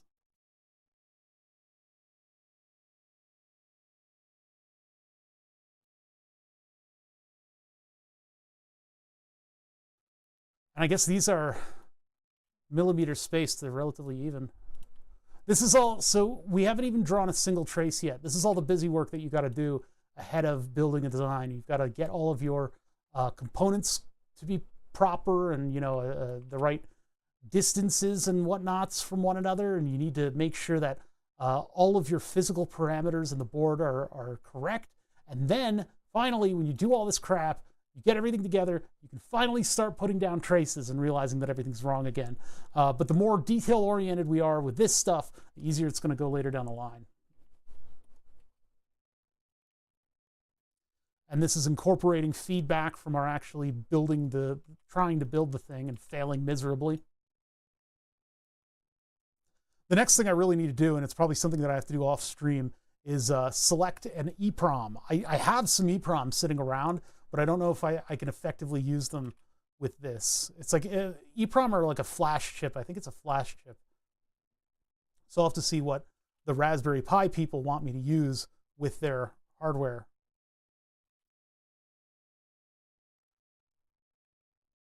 W25Q16 JVU. I don't even know what that is. That's what I need information. I'll look that one up. When can we start inhaling solder fumes? Yeah, not for a little bit.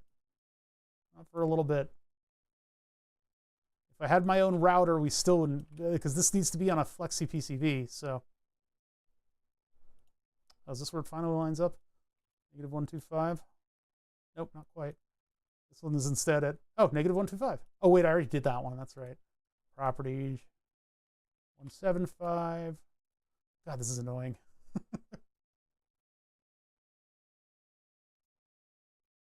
It's funny, though. We go so deep into these details, and these are absolutely things that the manufacturer can do. They have this level of precision. I mean, look at how many digits into the millimeters we are. 1, 2, 3, 4, 5, 6, 7, 8. That's like less than the width of an atom. But it's just the numbers that they were using in the program. If I do a reverse, there we go. That's the stuff. Copy that, paste that, place that. Oh, come on. Wait, why isn't... Oh, one of them isn't... Okay, hold on. This is not cromulent.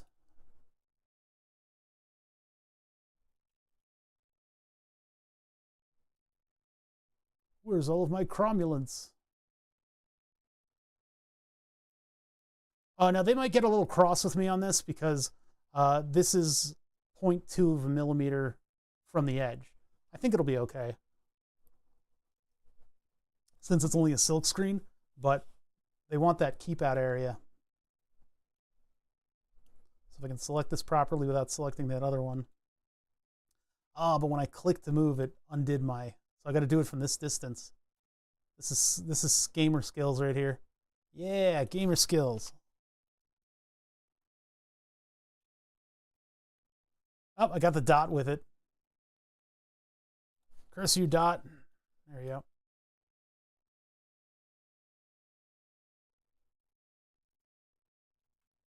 Okay.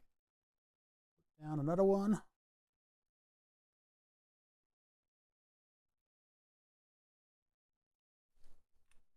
Actually, maybe I should take that one and scooch it back with everybody else.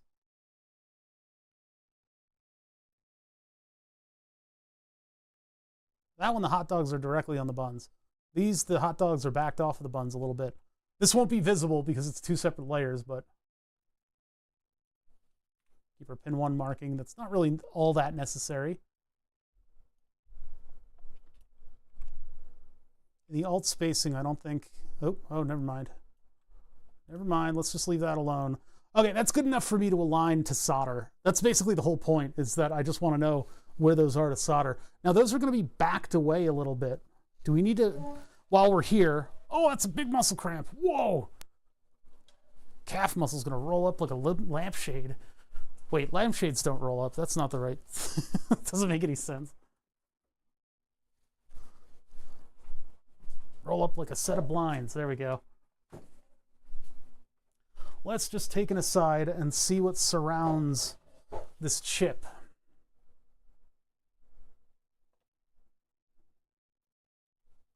So this is the PCB for the keyboard. We are conveniently close to the location of this thing. Let's move this away. Yeah, we lost a couple pads on this, and some of them are a little dodgy over here, and I haven't reworked them yet. Like these down here are particularly nerve-wracking for me. We've got some room around the chip. What I would hate to have happen is if I put down the thing and I solder the pads, like right on top of the other pads, I would hate to have it short out to this. We could put Kapton tape down though, Kapton tape. Yeah, we can mask it. We should probably do that so C206 doesn't interfere with anything. And it looks like there's plenty of room over here. See, there's a pad that lifted. God, what a mess. What a mess. We failed really, really hard on this. This would back off just a little bit here too. So that would also, this would also need to have like just a little piece of Kapton tape on the back here, just so that these pads, which are exactly the size of pads for the microcontroller, we don't need all that much pad. I just did it to be easy to work, I guess. I don't want to do the calculations because those pads are represented by their centers, and I would have to do all these calculations on how to get to 0.2 millimeter with this. So I think that'll do for the update. I think that's all that we really need to do. And it'll have a ground plane on top of it, which, hey, maybe that'll clean up the signals a little bit. It does mean that troubleshooting is not going to be that easy, but I don't think we really need to view this in order to troubleshoot it properly. So that's that component. We're going to put that one back on the cloud. Before we do that, let's go and grab the other one that's just like it and do the exact same stuff to it. Wait, did we already do that? We already did that, didn't we? Yeah, we already did that. Oh man, my brain is a little bit scrambled after yesterday. Let's upload this all to the cloud. Manage. Library IO. Push changes to library, yo. Create. That's what a lot of this stuff is. It's all these little details and planning and measuring and just making sure all your ducks are in a row, because at the end of the day, you're spending $50 on this thing, right? And that's not a lot of money for those of us who have experienced this in the past. It's a big deal when you're spending like $100 on boards for a personal project. If you're at a company, you know, they're like $100, whatever, go. You know, your time is worth 10 times more than that, right? But when you get that design in, you want it to work, right? I have a 12 megahertz crystal. I don't think I have all of them. And the 111s I do have, yeah, the 111.7s. I don't know if it's AP, but it's a LM 1117 somewhere. I have the surface mount component. Should I be using one with a heat sink? How much? This isn't going to really use that much heat. All of the 5 volts for the LEDs is done on the behest of the USB, right? It's 5 volts being switched with the transistors is doing that. We're going to be doing 3 volts, 3v3. I mean, we could even drop to like 1 volt if we wanted to. 1 point, what is it? 4? I don't think we should do that. We should probably just keep it 3v3, and then 3v3 is going to be matrix to everything. You think it's not really going to use any sort of a notable amount of current to do its job?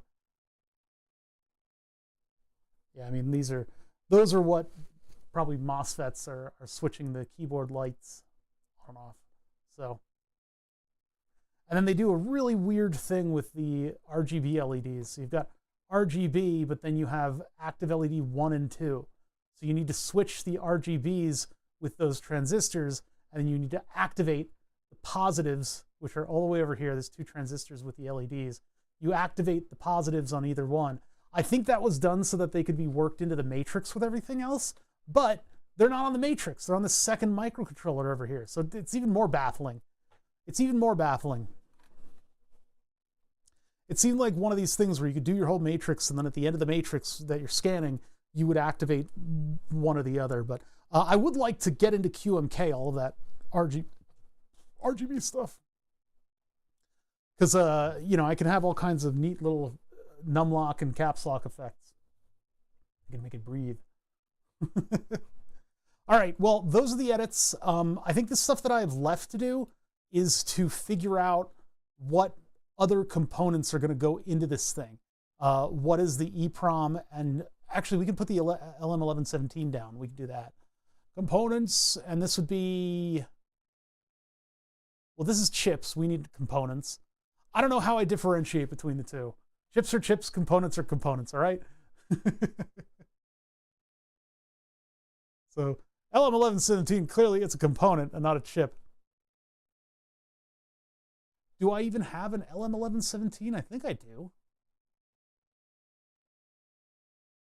1 and 4 and 4/8 capacitors, chip flat, crystal, diode, LED, MOSFET, resistor. Oh, I see. So maybe I did count it as a chip. Yeah, LM13700. Anything with 1117 VREG. VREG LDO, and then there's VREG LM1117. And then I have the small tab and the big tab. The small tab with a heat sink, I don't know, it might be a little big. We'll put it in this design. I think it'll be all right. Those are VREG. There's a voltage regulator on the RP2040, isn't there? What is that doing? And do we need an external voltage regulator? Or can we send 5 volts into this thing? Because all this is doing is activating the matrix and the LEDs. We might not need a voltage regulator on this design. There is, but it's for the internal 1.1. Wait, power input for the internal core voltage regulator, normal voltage 1.8 to 3.3. I see, 3.3 volt, I see. Digital core power supply, nominal voltage of 1. Can be connected via VREG out or for other board level power supply. That's disappointing. I could have run everything off of the Raspberry Pi and have its own, you know, it would operate at its own voltage, but I guess that's just not, that ain't how it works. So we got to give this thing 3v3. So we got to make 3v3. So, all right, so that LM1117 should do it fine. Oh my God, look at all this stuff.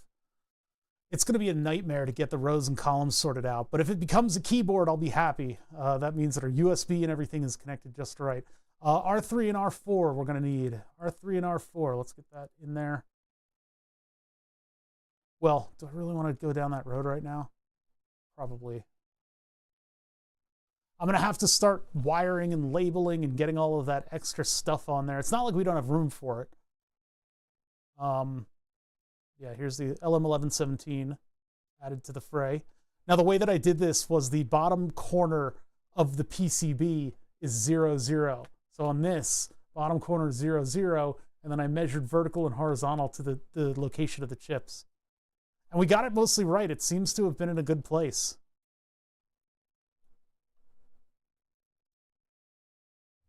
That's a little close to the micro, but I mean, the clock and stuff is going to be absolutely minuscule on this.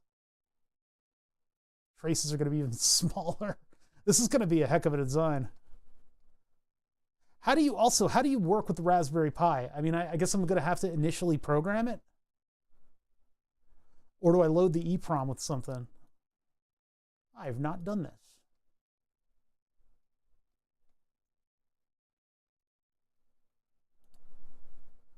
So that is going to be how things fit in. Just USB and a boot button. All right. That's not so bad. Possibly even move these over to here. They're pretty good in that spot. We'll see. We'll see where things go. But it looks like my PCB is going to get significantly smaller too.